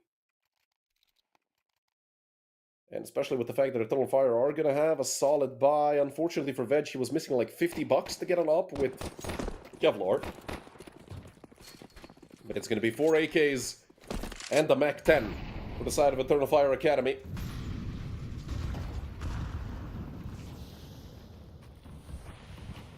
Veg going to be getting the utility readied up over from T-Roof.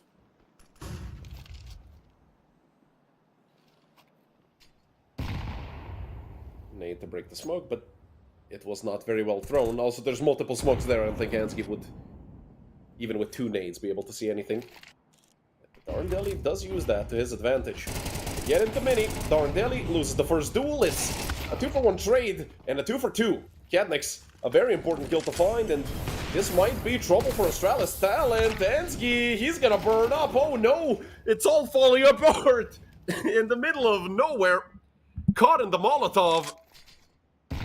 Is that all she wrote for Astralis talent? Not like this. Croc gets spotted out. He goes down. It's 13 to 10. And as quickly as it began, that's how quickly it's gonna end. It's a 2-0 victory. Astralis, if anything, they gave us some laughs and they gave us a close map in the end. But a 2-0 victory for Eternal Fire Academy sends them straight into the playoffs alongside the likes of Cubix, Gen 1, and PreZX Volt. Those are the 4 teams that have qualified with 2-0 scores and are going to be the main, big fish to catch in the playoffs. Obviously, we're still going to have more rounds of matches to see who's going to be getting through into the playoffs with a 2-1 score. And when we round off the playoffs, that's obviously when they're going to begin, when we have the 8 teams that we need to get that double bracket going. So don't forget also, we're going to probably be here tomorrow, if I'm not mistaken. I'll check my schedule just so I'm not talking blindly. So I'm not lying to you guys. And let me just see if it's actually in the schedule. No, I do not see any matches for tomorrow. The playoffs begin on the 20th. So yeah, we should see matches both tomorrow and after tomorrow. But when it comes to me, my name is Redul. Thank you guys for watching. And from the entire United21 team, I wish you a pleasant rest of your day.